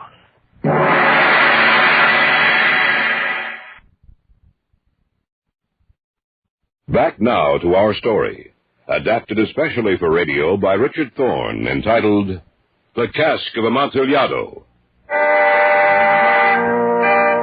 We finished the wine and sat talking for a few minutes. Then, seeing his eagerness was at its height, I led him to the archway that led down into the vaults. We passed down a long and winding stairway. At length, we came to the foot of the descent and stood together on the damp ground of the catacombs of the Montresos. Here we are, Fortunato, in the catacombs of the Montresos. Yes, but the Cask of Amontillado, where is it? It is farther on, Fortunato. The walls of this place are so dirty. I hate to be caught down here. How long have you had that cough? It's nothing. Let us proceed. No, we'll go back. Your health is precious. You'll be ill, and I'd be responsible. We might even become lost. Besides, there's always Lucchese. Enough. The cough is nothing. I shall not die of the cough. True, Fortunato. You will not die of a cough. I had no intention of alarming you unnecessarily, Fortunato, but you should use the proper caution. And there's a bottle of wine on the rack here. Let us have some to make you forget the dismalness of this place. Yes, by all means. It's so damp and cold down here. Sorry, I have no glass to offer you. No, don't stand on ceremony, Montresa. Here, let me have the bottle. Here. This is the family crypt, is it not? Yes, this is the crypt of the Montresos, an ancient and honorable family. Well then, I drink to the buried that repose around us. And I drink to your long life. Yes, that's a good toast. In my long life. You know what, Tracer? These vaults are extensive. What would happen if we were to be lost down here? I will not be lost, Fortunato. Still, perhaps we should go back. And leave the Amontillado? Well, we could return another time. You're afraid I can always get Lucchese? No. Let us proceed to the Amontillado. After all, we shall only be here for a little while. If you insist, Fortunato. If you insist.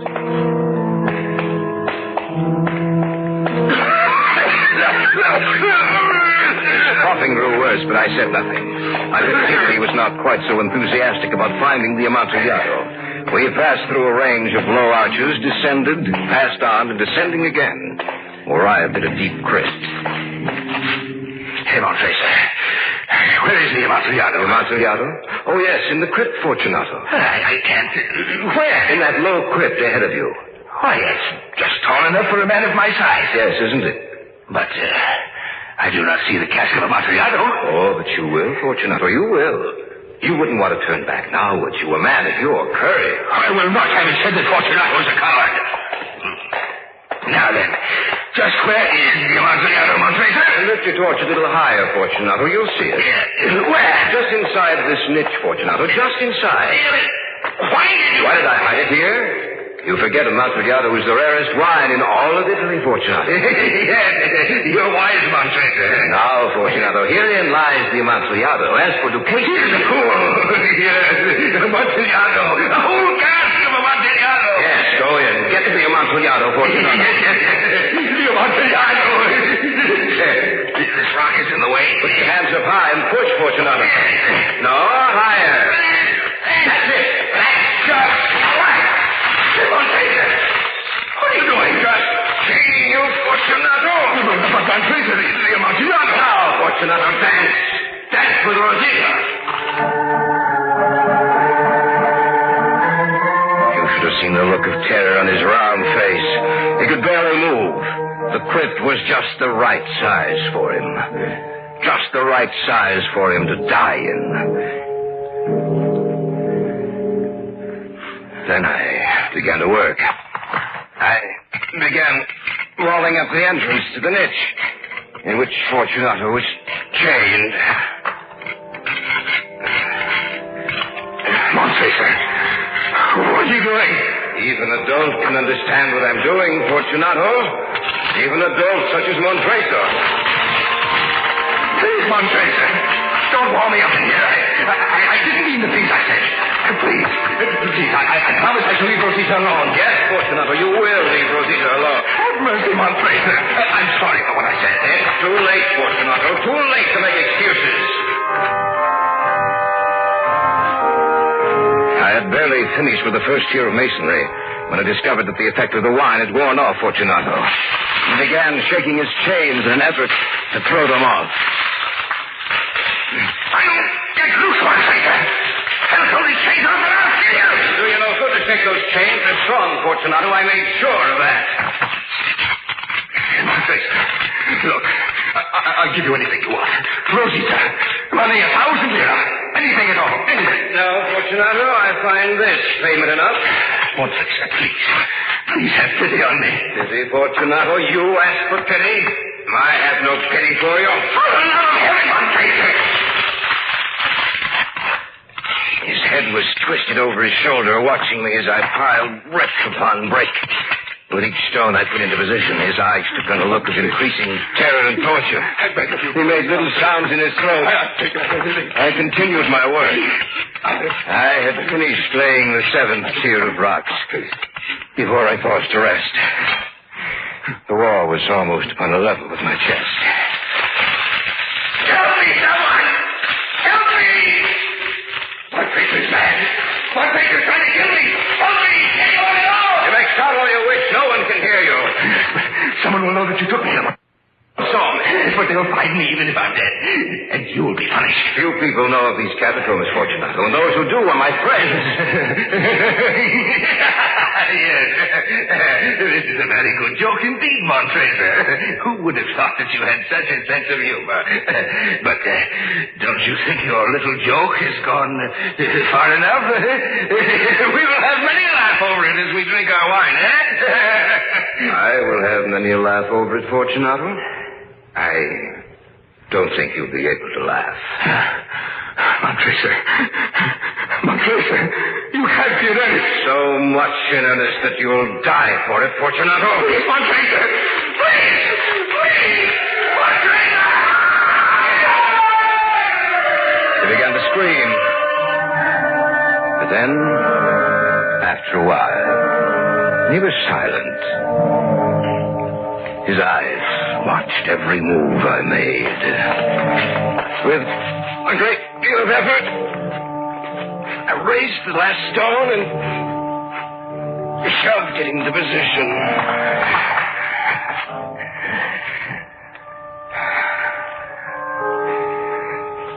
I waited for a few minutes and then called to him. Fortunato? Fortunato!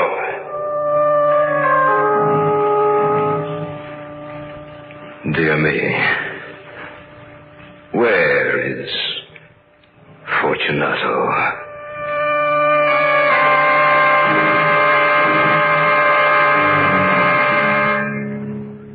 I look about me. So dark down here. So depressive. So cold and damp. I must remember to stay away from here. I might catch Fortunato's cold.